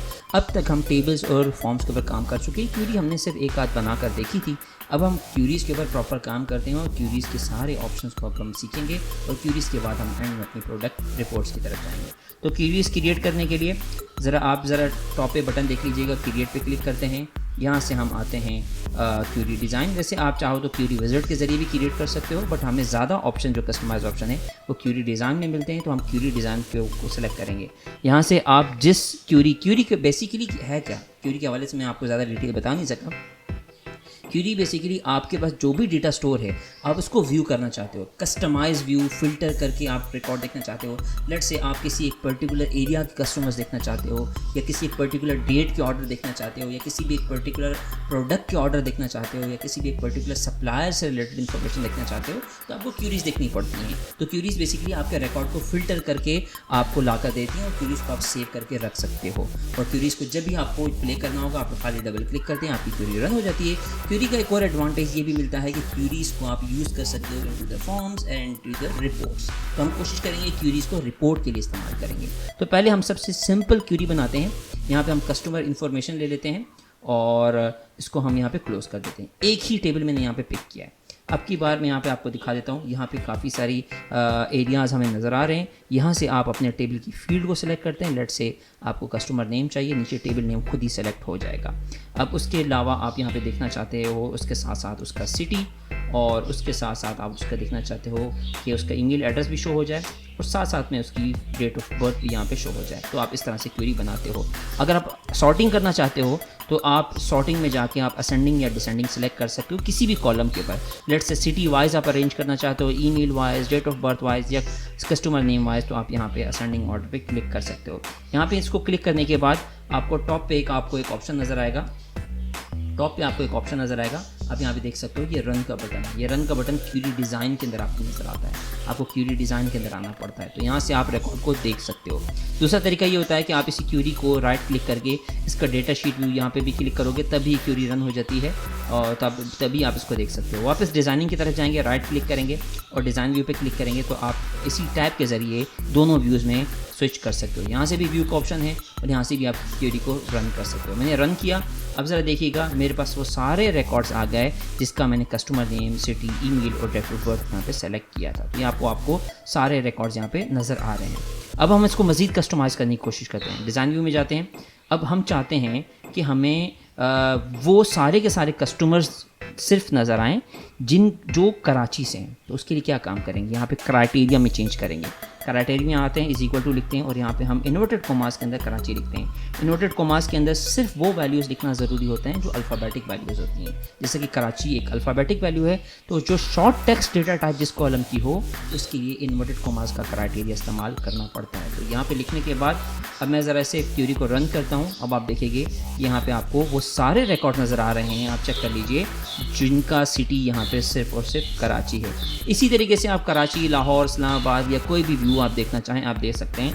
अगर आपको कराची के अलावा एक और सिटी भी चाहिए तो आप इज इक्वल टू कराची और यहाँ पे और के ऊपर यहाँ पे दूसरा सिटी भी लिख सकते हो। यहाँ पे इज इक्वल टू लिख सकते हो, या इसका एक और अल्टरनेट तरीका है कि यहाँ पे इसी के आगे और लिख के फिर इन्वर्टेड कॉमा में आप दूसरे सिटी का लिख सकते हो। लेट से मैं लिखता हूँ इस्लामाबाद और इन्वर्टेड कॉमा क्लोज कर दिए। तो इसके दो तरीके मैंने आपको बताए हैं। पहला तरीका ये है कि अगर आपको 2 सिटीज़ चाहिए, 2 क्राइटेरिया चाहिए, आप बिल्कुल इसके नीचे यहाँ लिख दें, क्योंकि ये और की लाइन आपको नज़र आ रही होगी, और की लाइन आप यहाँ पे भी लिख सकते हैं। इसी के आगे और लिख के आप कंटिन्यू कर सकते हैं। तो आप एक वक्त में 2 सिटीज़ को आप यहाँ पे चेक कर सकते हैं। आप यहाँ पे रन करेंगे। ओके, हमारे पास यहाँ पे इस्लामाबाद में है, इसकी क्या वजह हो सकती है? अब ज़रा चेक करते हैं, डेटा को जाके चेक करते हैं। यहाँ पे हमारे पास इस्लामाबाद लिखा तो है, मगर इसकी स्पेलिंग और है। अब हम ज़रा इसकी स्पेलिंग यहाँ ठीक कर लेते हैं या वहाँ ठीक कर लेते हैं, क्योंकि वहाँ पे आपने जिस स्पेलिंग को भी जिस तरीके से भी लिखा होगा वैसा ही व्यू होगा। तो हम ये कोशिश करते हैं कि यही वाली स्पेलिंग हम वहाँ पे यूज़ कर लेते हैं। यहाँ पे लिखने के बाद इसको सेव ज़रूर करेंगे ताकि ये यहाँ पे सेव हो जाए। इसको हम क्लोज़ कर लेते हैं। दोबारा अपनी क्यूरी जाके चेक करते हैं कि क्यूरी के अंदर हमने क्या लिखा था। क्यूरी के अंदर हमने यहाँ पे स्पेलिंग कोशिश की थी कि हम वही लिखते हैं जो हमने वहाँ पे नज़र आई थी। तो यहाँ पे हम जाके इसकी स्पेलिंग को ठीक करते हैं और यहाँ पे हम वापस जाके क्यूरी को रन करते हैं। अब हमें यहाँ पे इस्लामाबाद नज़र आ गया। पहले क्यों नज़र नहीं आ रहा था? क्योंकि जो हम क्यूरी के अंदर जो स्पेलिंग यूज़ कर रहे थे और जो टेबल के अंदर स्पेलिंग यूज़ कर रहे थे, दोनों में फ़र्क था। इज़ इक्वल टू का एक छोटा सा मसला यही है कि आपको एग्जैक्ट स्पेलिंग लिखनी पड़ती है क्यूरी के लिए। तो अब हम वापस जाते हैं, मज़ीद टेक्स्ट के ऊपर हम काम करते हैं कि और क्या क्या इसके अंदर लिखा जा सकता है। टेक्स्ट की फ़िल्ट्रेशन के लिए, टेक्स्ट की फ़िल्ट्रेशन का एक तरीक़ाकार तो मैंने आपको बता दिया, कराची और इस्लामाबाद। इसके आगे और लिख के भी हम कंटिन्यू कर सकते हैं, या दूसरा तरीका ये है कि आप इन लिख के भी कंटिन्यू कर सकते हैं। इसका दूसरा पैटर्न मैं आपको बताता हूँ। आप लिखोगे इज़ इक्वल टू और यहाँ पे आप लिखोगे इन राउंड ब्रैकेट ओपन और इसके अंदर इन्वर्टेड कॉमास के अंदर आप अपनी डेटा की लिस्ट दे दोगे। लेट से मुझे सिर्फ कराची लिखना है, इन्वर्टेड कॉमास क्लोज और उसके साथ इस्लामाबाद, ठीक है। और ये भी इसका एक अल्टरनेट वे है इसके अंदर, क्योंकि आपके पास अगर लिस्ट बहुत बड़ी है, स्पेशली नंबर्स हैं, आप किसी स्पेसिफिक नंबर्स का डेटा को सर्च करना चाह रहे हो, तो विदाउट इन्वर्टेड कॉमा आप इन ऑपरेटर को यूज़ कर सकते हो। तो ये दोनों एक ही जैसा आपको रिजल्ट दिखाएंगे, तो आप इन दोनों में से कोई भी एक यूज़ कर सकते हो। खैर, अब हम यहाँ पे इसको हम क्लोज़ करते हैं, हमें इसकी ज़रूरत नहीं है, हमने इसको यहाँ से हटा दिया, हमें सिर्फ यही हमारे लिए काफ़ी है। अब हम नेम के ऊपर जाते हैं। टेक्स्ट की फ़िल्ट्रेशन के लिए मैंने आपको बताया कि आप इज़ इक्वल टू लिख सकते हो, मगर इसके लिए ज़रूरी होता है कि आपको एग्जैक्ट वैल्यू पता हो। अगर आपको एग्जैक्ट वैल्यू पता नहीं है तो उसके लिए क्या काम करते हैं, एक काम करते हैं, इसी के साथ एक और टेबल भी ऐड कर लेते हैं ताकि हमारे लिए इसमें आसानी हो जाए। तो इसी क्यूरी को पहले हम सेव कर लेते हैं और इस क्यूरी का हम नाम क्या रखेंगे, राइट सेव करते हैं और इस क्यूरी का हम नाम लिख देते हैं list of customers from Karachi and Islamabad. Every time जब हम डेटा में स्टोर करते रहेंगे तो हम दोबारा से इसी क्यूरी को आकर रन करेंगे, हमारे सारे रिजल्ट्स हमें यहाँ पे नज़र आ जाएंगे। अब आप देखेंगे कि क्यूरी यहाँ पे हमारे पास स्टोर हो चुकी है। एक और क्यूरी बनाएंगे क्योंकि हमें टेक्स्ट की क्राइटेरिया को मज़ीद समझने की ज़रूरत है। तो क्यूरी डिज़ाइन में जाते हैं, अब की बार हम कस्टमर्स भी ले लेते हैं और उसके साथ साथ हम ऑर्डर्स भी पिक कर लेते हैं ताकि हमें ऑर्डर्स की इन्फॉर्मेशन भी मिले। तो यहाँ से क्योंकि जब 2 टेबल होते हैं तो लिस्ट को पिक करना थोड़ा सा मुश्किल हो जाता है। मैं आपको थोड़ा सा दिखा देता हूँ, यहाँ पे लिस्ट को पिक करना थोड़ा सा मुश्किल होता है। उसका आसान तरीका ये है कि आप पहले टेबल सेलेक्ट कर लें। मैं यहाँ पे कस्टमर इन्फो में जाके यहाँ से कस्टमर नेम पिक कर लेता हूँ, कस्टमर नेम पिक कर लेता हूँ और उसके बाद दोबारा से मैं यहाँ पे कस्टमर इन्फो में जाके यहाँ से कोई भी एक कॉलम हम पिक कर लेते हैं देखने के लिए, ताकि हमें पता चले कि दोनों ही टेबल आ रहे हैं। ऑर्डर्स में से जाके हम ऑर्डर्स में से एक टेबल पिक कर लेते हैं। हम यहाँ पे लेट से हम प्रोडक्ट नेम देख लेते हैं, प्रोडक्ट नेम हमें शो होना चाहिए तमाम कस्टमर्स का, और उसके साथ साथ हम यहाँ पे ऑर्डर्स के टेबल को सेलेक्ट करते हैं और उसके साथ हम ऑर्डर की डेट देख लेते हैं। अब हम यहाँ पे ऑर्डर डेट देख लेते हैं। तो यहाँ हमारे पास काफ़ी सारे कॉलम्स आ चुके हैं। अब इसी के अंदर हम कोशिश करेंगे कि हम काफ़ी सारी चीज़ों को एक साथ सीख लें। रन पे क्लिक करते हैं। अब आपको नज़र आ रहा होगा कि मेरे पास सारे ऑर्डर्स यहाँ पे शो हो रहे हैं।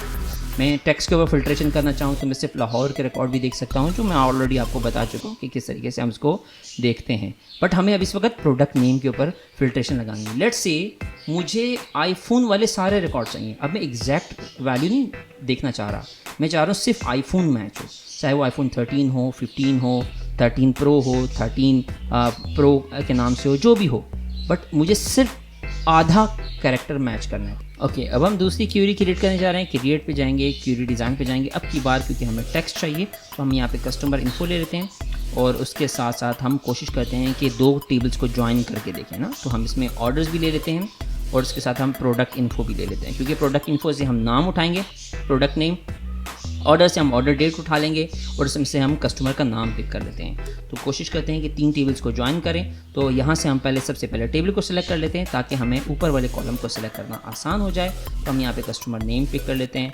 उसके बाद हम यहाँ पे ऑर्डर्स में से जाके हम यहाँ से डेट पिक कर लेते हैं, ऑर्डर डेट की, और प्रोडक्ट इन्फो में से जाके हम प्रोडक्ट का नाम चूज़ कर लेते हैं। तो यहाँ पे हम जाके प्रोडक्ट नेम, पहले इस क्यूरी को सिंपल करके रन करके देखते हैं।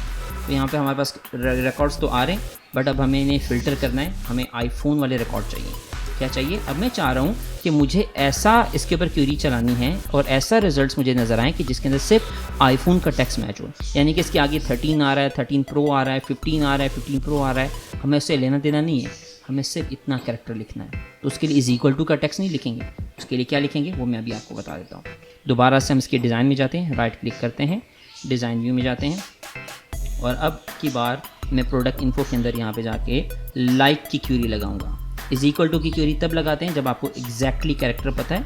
अगर आपको एग्जैक्टली कैरेक्टर नहीं पता तो आप लाइक की क्यूरी लगाते हो। तो लाइक के लिए मैंने आईफोन स्टार्ट में बिल्कुल वैसे ही लिखा जैसे मुझे वहाँ पे बिगिनिंग का कैरेक्टर मैच कराना है, यानी कि इसके स्टार्ट में आईफोन लिखा हो, आगे कुछ भी लिखा हो तो उसकी जगह हम स्टार लिख देते हैं। यानी कि हमें नहीं पता आईफोन के आगे क्या लिखा हुआ, आईफोन 13 लिखा है, 14 लिखा है, 14 प्रो लिखा हुआ है, 15 प्रो लिखा हुआ है, तो हमें इससे कोई लेना देना नहीं है। तो हम कुछ इस तरह से क्यूरी लिखेंगे। मैं थोड़ा सा और जूम इन कर देता हूँ ताकि आपको नज़र आए। ये कुछ इस तरह से क्यूरी लिखी है, लाइक आईफोन और उसके आगे स्टार, स्टार्ट में भी इन्वर्टेड कोमा, एंड में भी इन्वर्टेड कोमा। तो अब हम ज़रा इस क्यूरी को चला के देखते हैं, हम रन करते हैं। अब आपको नज़र आ रहा होगा कि यहाँ पे रिकॉर्ड्स जो हैं वो आईफोन 13 के आ रहे हैं। यहाँ पे आप ज़रा देखिएगा, यहाँ पे आईफोन 13 प्रो, यानी कि एग्जैक्टली आईफोन का ही कैरेक्टर मैच हुआ है। अगर आपको आईफोन का कैरेक्टर मैच ना करना होता और उसकी जगह पे आपको मैच करना होता सिर्फ और सिर्फ रेडमी, तो उसका तरीका कार क्या था कि आप आईफोन की जगह पे क्या लिख सकते थे? रेडमी। तो यहाँ पे हमने रेडमी लिख के अब ज़रा रन करते हैं। अब आपको नज़र आएगा कि यहाँ पे रेडमी 13 प्रो आ रहा है। अगर आपको सिर्फ प्रो वर्जन सेट करना है, अब आपको नहीं पता कि जो प्रो लिखा हुआ है वो क्यूरी में किस जगह आ रहा है, स्टार्ट में आ रहा है, एंड में आ रहा है, किस जगह आ रहा है, तो अब आप क्या करोगे? आप स्टार्ट में भी स्टार डालोगे, यानी कि आपको नहीं पता कि ये जो प्रो लिखा हुआ है वो कहाँ है। तो उसका तरीका कार क्या है? स्टार्ट में भी स्टार है, एंड में भी स्टार। तो उसके लिए जब हम रन करेंगे तो सारे के सारे प्रो वर्जन्स आपको आ जाएंगे। अब देखो आईफोन 13 प्रो भी आ रहा है, रेडमी भी आ रहा है। जहाँ जहाँ प्रो नज़र आ रहा था वो सारे के सारे इस क्यूरी के अंदर जो है वो फ़िल्टर होकर आ गए हैं। तो ये बड़ा बेहतरीन तरीका है। इस क्यूरी को हम सेव कर देते हैं, राइट क्लिक करते हैं, सेव पे जाते हैं, हम लिखते हैं लिस्ट ऑफ प्रो ऑर्डर्स। ठीक है, तो ये हमने टेक्स्ट की क्यूरी को हमने चेक कर लिया कि टेक्स्ट की क्यूरी किस तरह से लगाते हैं। अब सेव करते हैं और क्लोज करके एक और क्यूरी बनाते हैं। अब की बार हम कोशिश करेंगे कि हम नंबर्स को किसी तरीके से समझ लें। तो क्वांटिटी के कॉलम के ऊपर हम काम करते हैं, क्यूरी डिज़ाइन में जाते हैं। अब की बार हम कस्टमर्स को भी ले लेते हैं, ऑर्डर्स को भी ले लेते हैं, और इसके साथ साथ हम सप्लायर को भी ले लेते हैं। अब हम क्या काम करते हैं? अब इस क्यूरी के लिए मैं आपको ज़रा दिखा देता हूँ। इस क्यूरी के लिए हम सबसे पहले टेबल सेलेक्ट कर लेते हैं कस्टमर इन्फो का। यहाँ से हम कस्टमर का नाम उठा लेते हैं और उसके बाद हम यहाँ से पिक कर लेते हैं ऑर्डर्स में से अब हम ले लेते हैं क्वांटिटी के बाद अब हम यहाँ पे पिक कर लेते हैं सप्लायर इन्फो के अंदर हम यहाँ पे सप्लायर का नाम उठा लेते हैं। ये 3 क्यूरीज हमने यहाँ पे पिक कर ली हैं। क्योंकि क्वांटिटी पे को काम करना है तो हम ये काम करते हैं कि हमें एक ऐसी क्यूरी बनानी है जिसमें हम देखें कि वो सारे ऑर्डर्स जिनकी क्वांटिटी 2 से ज़्यादा है वो दिख जाए। तो उसके लिए हम लगाएंगे >2।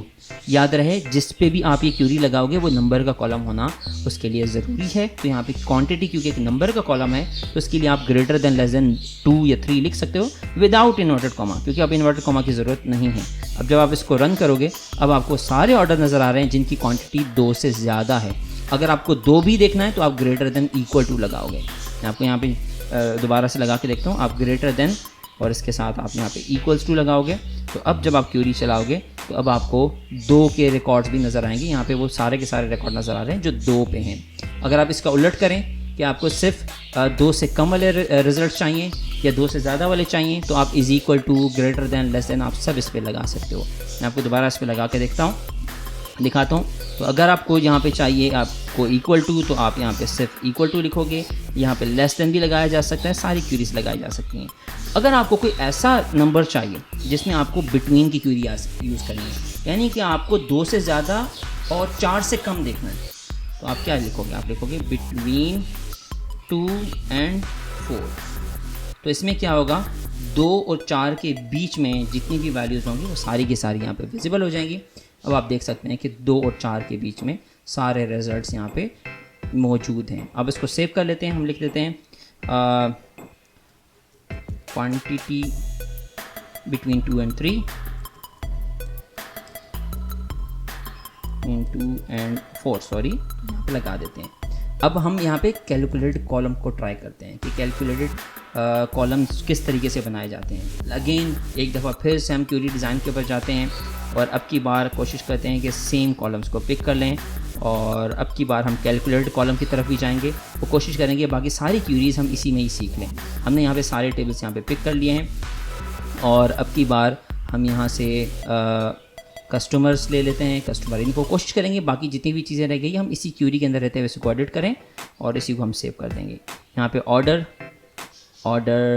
डेट आ गया, और यहाँ पे हम नेक्स्ट यहाँ पे ऐड कर देते हैं। यहाँ पे हम प्रोडक्ट और प्रोडक्ट का नाम, लेट्स से आपको डेट के ऊपर काम करना है, और उसके बाद फिर कैलकुलेट कॉलम है उसको भी देखते हैं। लेट्स से आपको डेट के ऊपर काम करना है। आपकी बार हम ऑर्डर डेट के ऊपर हम क्यूरी लगाने जा रहे हैं, तो हमने एक न्यू क्यूरी बनाई है। कोशिश करेंगे कि इस दफ़ा हमने तीनों टेबल क्योंकि सेलेक्ट कर लिए हैं, तो हम बाकी रहती मौजूद जितनी भी क्यूरीज़ हैं, चाहे वो डेट के ऊपर हैं, चाहे वो कैलकुलेट कॉलम के ऊपर है, वो सारी इसी में ही हम इस्तेमाल कर रहे हैं। तो अगर हम ऑर्डर डेट के ऊपर लगाने चाह रहे हैं तो उसमें भी लेस देन ग्रेटर देन लगा सकते हैं, मगर इसमें यह है कि आपको हैश का सिंबल इस्तेमाल करना पड़ेगा।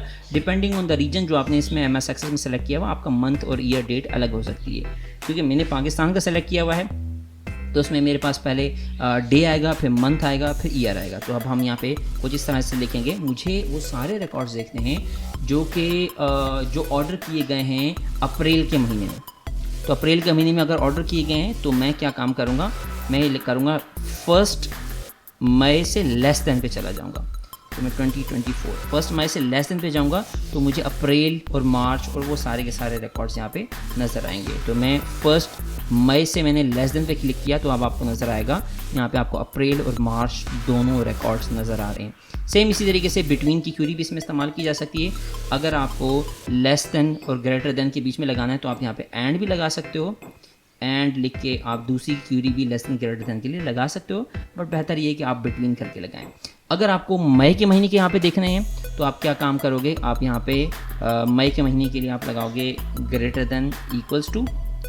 इससे क्या होगा कि वो मई और उसके महीने के आगे के सारे रिकॉर्ड जो है वो यहाँ पे विजिबल हो जाएंगे। तो यहाँ पे क्या होगा कि मई के महीने से आगे के सारे रिकॉर्ड्स विजिबल हो जाएंगे। अगर आपको बिटवीन की क्यूरी लगानी है, यानी कि आपको सिर्फ मई के महीने के देखने हैं, तो आप क्या लिखोगे, बिटवीन आपकी स्टार्टिंग की फर्स्ट डेट जो कि मेरी क्या है 1 मई है, उसके बाद लगाऊंगा एंड अब लास्ट मई की जो लास्ट डेट है हम वहाँ पे लगाते हैं। मई का महीने के अंदर जो है वो आखिरी डेट क्या होगी हमारे पास, हम लगाएंगे 31 5 और 2024, और इस तरीके से हमने यहाँ पे क्यूरी लगा दी है। एक्सपेंड कर देते हैं। ये हमारी क्या कौन सी डेट होंगी जो सिर्फ मई के मंथ की होंगी। अब आप देख सकते हैं कि सारे रिकॉर्ड्स सिर्फ और सिर्फ मई के महीने के हैं। तो आप यहाँ पे किसी भी डेट के ऊपर लेस देन या ग्रेटर देन आप लगा सकते हैं, तो आप वो सारे कर सकते हैं।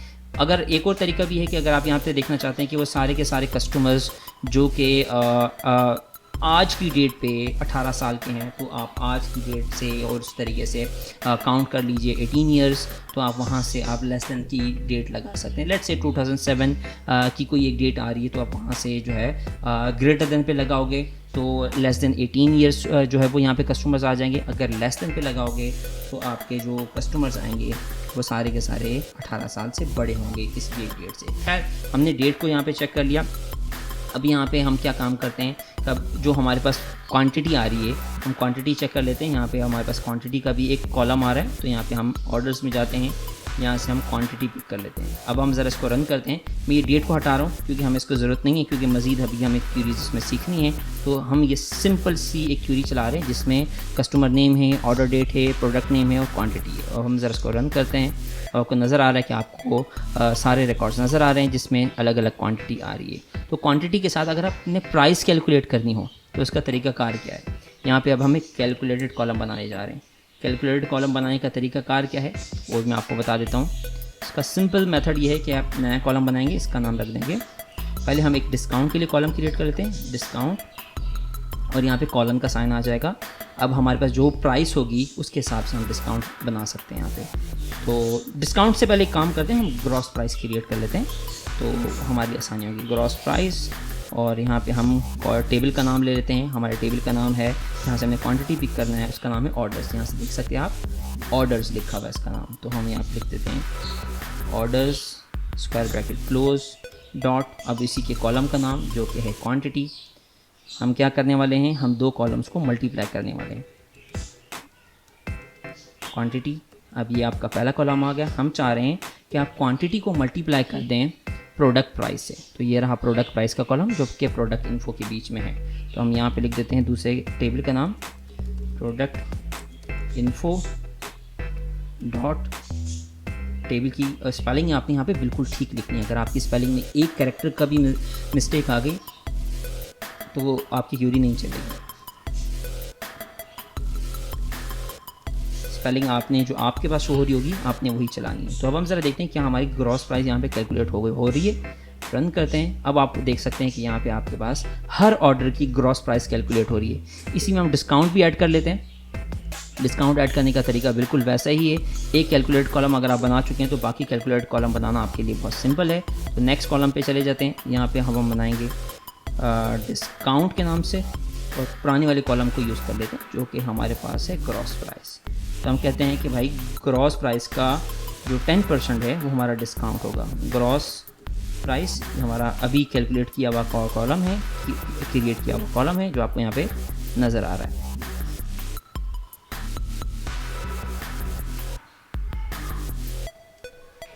ओके, तो ये आ गया ग्रॉस प्राइस। अभी मज़ीद इस क्यूरी को एक्सपेंड करते हैं। हम कहते हैं कि ग्रॉस प्राइस को आप मल्टीप्लाई कर दो 10% से, तो 10% के लिए 10/100 आ जाएगा। तो ये आपकी डिस्काउंट यहाँ पे कैलकुलेट हो जाएगी इसी कॉलम के साथ। अब आप ज़रा देखिएगा कि ये ग्रॉस प्राइस आ गई, ये डिस्काउंट आ गई। टोटल प्राइस के लिए हम इन दोनों को माइनस कर लेते हैं। तो कैलकुलेट कॉलम के लिए ये बहुत एक अच्छी एक्सरसाइज है। अगर आप 2-4 कॉलम को आपस में प्लस या माइनस या कैलकुलेट करा के दिखा सके। तो हम यहाँ पे टोटल प्राइस के नाम से नया कॉलम क्रिएट करते हैं जो कि अब ये जितने भी कॉलम हम क्रिएट करें ना सिर्फ क्यूरी में एग्जिस्ट करेंगे, पीछे डेटाबेस में होते नहीं हैं। तो क्यूरीज के अंदर आप इसको कैलकुलेट वगैरह कर सकते हैं। तो हमने कहा यहाँ पे टोटल प्राइस और हमने यहाँ पे पिक कर लिया ग्रॉस प्राइस, क्योंकि डिस्काउंट है तो माइनस की जाएगी, माइनस डिस्काउंट। और अगर इसमें टैक्स वगैरह होता तो आपको वो ऐड करना पड़ता। तो हम यहाँ पे रन करते हैं। अब आपको नज़र आएगा कि ये टोटल प्राइस में कैलकुलेट हो चुकी है। इसको सेव कर लेते हैं और इस क्यूरी का नाम लिख देते हैं list of orders with calculated fields. ठीक है, तो उम्मीद है हमने काफ़ी सारी चीज़ें सीख ली हैं। हमने डेट के ऊपर क्यूरी लगाना सीख लिया, हमने नंबर के ऊपर लगाना सीख लिया। यहाँ पे हम फ़िल्टर भी कर सकते थे। लेट्स से आपको अगर कम डिस्काउंट वाली क्यूरी चाहिए तो आप डिस्काउंट के अंदर जाके लेस देन ग्रेटर देन लगा सकते हैं। हमने अल्फ़ाबेट्स के ऊपर भी सीख लिया किस तरीके से लगाते हैं। तो इस तरीके से हमने क्यूरीज़ की काफ़ी सारी डिटेल्स कवर कर लिए। वो हम अपने एंड प्रोडक्ट की तरफ जाते हैं जो कि रिपोर्ट्स है। यहाँ पर डेटा जो है आपको एक लिस्ट की फॉर्म में शो हो रहा है। आप चाहो तो आप इसको एक रिपोर्ट की फॉर्म में भी शो कर सकते हैं। और इसका तरीकाकार क्या है कि आपने क्रिएट पे क्लिक करना है और यहाँ पे आपने क्लिक करना है रिपोर्ट विज़ार्ड पे। वैसे रिपोर्ट डिज़ाइन का भी ऑप्शन होता है। रिपोर्ट विज़ार्ड से हमारी क्यूरी जो है वो जल्दी बन जाएगी। यहाँ पे आप किसी भी क्यूरी की, किसी भी टेबल की रिपोर्ट प्रिंट कर सकते हैं। जिस तरीके से फॉर्म बना था ये बिल्कुल वैसा ही है। हम इस्तेमाल करने वाले हैं क्यूरी को, जो भी हमने क्यूरी बनाई इसमें हम कस्टमर नेम, ऑर्डर वगैरह सब यहाँ पे पिक करने वाले हैं। हम चाहते हैं कि एक ऐसी क्यूरी प्रिंट हो जिसके अंदर सारे जो रिज़ल्ट्स हैं वो हमारे पास कंपनी वाइज यहाँ पे प्रिंट होने चाहिए। तो खैर कंपनी का नाम यहाँ पे मेंशन नहीं है। एक काम करते हैं, पहले क्यूरी के अंदर कंपनी ऐड कर लेते हैं। एक काम करते हैं ताकि हमें क्यूरी बनाने में आसानी हो। तो डिज़ाइन में जाते हैं, इस क्यूरी में एक और चीज़ हम ऐड कर लेते हैं जो कि हमारे पास होना चाहिए, सप्लायर का नाम। तो यहाँ पे हम आ गए सप्लायर इन्फो। ये हम कर क्यों रहे हैं? ताकि हम क्यूरी की ग्रुपिंग कर सकें और ग्रुप वाइज रिजल्ट्स प्रिंट कर सकें। हम कंपनी वाइज सारे ऑर्डर्स प्रिंट करेंगे। तो यहाँ पे हम इसको जाके सेव कर लेते हैं क्यूरी को और इसको क्लोज़ करके क्रिएट पे जाते हैं। अगेन रिपोर्ट विजिट पे जाएंगे और यहाँ से हम अपनी उसी क्यूरी को सिलेक्ट कर लेते हैं जो अभी हमने क्रिएट की है। हमारी क्यूरी थी कैलकुलेटर फील्ड वाली। यहाँ पे आपकी क्यूरी का नाम आपको शो हो रहा होगा। सारी चीज़ें यहाँ पे सिलेक्ट कर लेते हैं कि आपको कस्टमर नेम भी दिखाना है, ऑर्डर, प्रोडक्ट नेम, क्वांटिटी वगैरह सारी चीज़ें आपको यहाँ पे दिखानी है। नेक्स्ट पे क्लिक करेंगे। अब मैं चाह रहा हूँ कि मेरे पास जो ग्रुपिंग है वो यहाँ पे सप्लायर के नाम के हिसाब से हो, यानी कि ऊपर हेडिंग डालिए Xiaomi और उसके नीचे उसके सारे ऑर्डर्स आ रहे हों। ठीक है, तो उसके बाद फिर आपके पास एप्पल, उसके बाद एप्पल के सारे ऑर्डर्स आ रहे हों। फिर सैमसंग की हेडिंग डालिए, उसके बाद सैमसंग के सारे ऑर्डर्स आ रहे हों। जब भी आपको किसी भी चीज़ की ग्रुपिंग करनी है तो आप यहाँ पे आप उसको ग्रुप कर सकते हो। तो ग्रुप के लिए वैसे ज़रूरी है कि आपकी क्यूरी के अंदर मल्टीपल क्यूरीज या मल्टीपल टेबल्स आपके पास जो है वो यहाँ पे हों, तो इसलिए फिर हम इसको बहुत आसानी से ग्रुपिंग में क्रिएट कर सकते हैं। मिसाल के तौर पर अगर किसी स्टूडेंट की इन्फॉर्मेशन सिस्टम आपने बनाई है तो उसके अंदर अगर आप प्रिंट करना चाह रहे हो कि क्लास वाइज सारे के सारे स्टूडेंट्स के रिजल्ट्स प्रिंट हो जाएँ कि क्लास 1, क्लास 2, क्लास 3, तो आप क्लास वाइज जो है वो उसको ग्रुप कर सकते हो। मैंने यहाँ पे सप्लायर नेम को सिलेक्ट करके यहाँ पे ऐड लेवल पे क्लिक कर दिया। अब आपको नज़र आ रहा होगा कि ऊपर सप्लायर का नाम आएगा, उसके नीचे उसकी सारी डिटेल्स आएंगी। नेक्स्ट पे क्लिक करते हैं। यहाँ से हम चाहते हैं कि हमारी जो सारी जो क्यूरीज़ हैं वो कस्टमर नेम के हिसाब से सॉर्टिंग में आए। तो हम यहाँ पे कस्टमर नेम पे क्लिक कर लेते हैं। नेक्स्ट पे क्लिक कर लेते हैं। यहाँ पे हम स्टीप रिजल्ट देख रहे हैं। लेआउट आपको नज़र आ रहा होगा कि यहाँ पे हेडिंग आएगी, फिर उसके बाद उसके स्टेप बाय स्टेप आपको यहाँ पे सारे के सारे लेवल्स नज़र आ रहे होंगे। अगर आप ब्लॉक पे जाते हैं तो उसका लेआउट अलग होगा, आउटलाइन पे जाते हैं उसका लेवल अलग होगा। हम यहाँ पे स्टीप ही रखते हैं और पोर्ट्रेट ओरिएंटेशन की रखते हैं। नेक्स्ट पे क्लिक करते हैं। क्यूरी का नाम यहाँ पे आपको नज़र आ रहा होगा। फिनिश पे क्लिक करते हैं। अब आपको आपकी फिनिश प्रोडक्ट यहाँ पे नज़र आ रही होगी। कुछ इश्यूज़ नज़र आ रहे हैं, यहाँ पे नंबर शो नहीं हो रहे, मगर अब ये हम इसको थोड़ी देर में सही करते हैं। मगर यहाँ पे देखें कि कितनी अच्छी आपके पास रिपोर्ट प्रिंट हो गई है। यहाँ पे सप्लायर का नाम आ रहा है, उसके बाद उसके ऑर्डर्स, फिर सप्लायर का नाम, उसके ऑर्डर्स, क्योंकि हमने इसको ग्रुप किया था। यहाँ पे कुछ इश्यूज़ हैं, उनको रिजॉल्व करते हैं।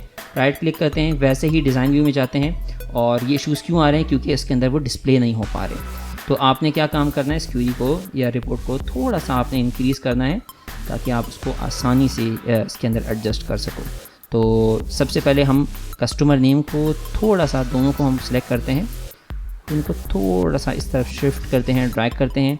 उसके बाद ऑर्डर डेट है, ऑर्डर डेट को भी हम थोड़ा सा इस तरफ शिफ्ट कर लेते हैं। दोनों को सिलेक्ट करके दोनों को सीक्वेंस में रखना है हमें, तो यहाँ पे शिफ्ट कर लेते हैं। पहले ज़रा जाके चेक कर लेते हैं कि कौन से वाले प्रिंट नहीं हो रहे थे। अब ज़रा इसको सेव करके हम रिपोर्ट व्यू पे क्लिक करते हैं। हमारे यहाँ पे डेट नहीं शो हो रही, तो सबसे पहले हम ऑर्डर डेट को एडजस्ट करते हैं। ऑर्डर डेट इसलिए शो नहीं हो पा रही कि उसके अंदर फिट नहीं हो रही, जितना बड़ा बॉक्स का साइज़ है ना उसमें फिट नहीं हो पा रही। तो हमने यहाँ पे डिटेल्ड सेक्शन को ठीक करना है। आप इसका साइज़ थोड़ा सा इंक्रीज़ कीजिए, इसका भी साइज़ थोड़ा सा इंक्रीज़ कर दीजिए। चाहें तो हमने सब के फ़ॉन्ट साइज़ को रिड्यूस कर देंगे तो आपको यहाँ पे प्रॉपर्ली डिस्प्ले हो पाएगी। तो हम ज़रा चेक करके देख लेते हैं, नहीं आएगा तो फिर हमें फ़ॉन्ट साइज़ यहाँ पे रिड्यूस करना पड़ेगा। रिपोर्ट व्यू में देखते हैं, स्टिल विजिबल नहीं आ रही है। ऊपर आपको नज़र आ रहा होगा ऑर्डर डेट यहाँ पे कट रहा है। हम कोशिश करते हैं क्योंकि यहाँ पे ब्लैंक स्पेस है तो हम इसकी तरफ इसको थोड़ा सा ड्रैग कर लेते हैं और फिर हम, अगर नहीं होगा तो फिर हम इसका जो है फ़ॉन्ट साइज़ को रिड्यूस कर लेंगे। दोनों यहाँ पे हम कस्टमर्स का जो यहाँ पे नाम है इसको थोड़ा सा, इन दोनों फील्ड्स को थोड़ा सा रिड्यूस कर लेते हैं क्योंकि उसमें नाम हमारे पास काफ़ी छोटे आ रहे हैं। तो ऑर्डर डेट का जो कॉलम है इसको थोड़ा सा एक्सपेंड कर देते हैं। अब आई डू होप कि इसके अंदर ऑर्डर डेट जो है वो विजिबल प्रॉपर्ली होगी। अब यहाँ पे भी हम ऑर्डर डेट को कुछ इसी तरीके से उसके साथ एडजस्ट कर लेते हैं। अब ऑर्डर डेट दोनों में हमने एक्सपेंड कर दिया है। रिपोर्ट व्यू में जाके देखते हैं। अब देख लीजिए यहाँ पे ऑर्डर डेट डिस्प्ले हो रही है। इसी तरीके से क्विकली हम पूरी रिपोर्ट को ठीक कर लेते हैं। जहाँ जहाँ चीज़ें एडजस्ट नहीं हो रही होंगी, हम जिनके अंदर गैप है हम उनको मैनुअली एडजस्ट कर लेते हैं और जल्दी से ज़रा हम इसको ठीक कर लेते हैं।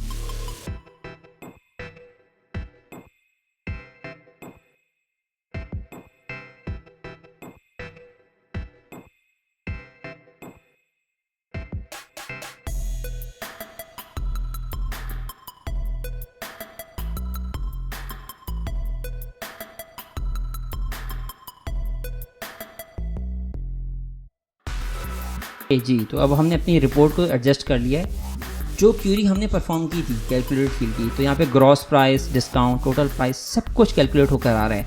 आप चाहें तो इसके हेडर को एडजस्ट कर दें, आप इसके हेडर को अच्छे तरीके से बना दें, इसकी टाइटल लिखें, इसके साथ इसका लोगो लगाएं, तमाम चीज़ें इसके अंदर की जा सकती हैं। उम्मीद है हमने काफ़ी सारी चीज़ें एक्सेस की सीख ली हैं। हमने टेबल, हमने क्यूरीज, फॉर्म्स, रिपोर्ट्स, तमाम चीज़ें उम्मीद है यहाँ पे सीख ली हैं। कोशिश करेंगे नेक्स्ट किसी वीडियो में मज़ीद तफसीलात को डिस्कस करें। इस वीडियो के लिए इतना ही, नेक्स्ट वीडियो में मिलेंगे, तब तक के लिए अल्लाह हाफ़िज़।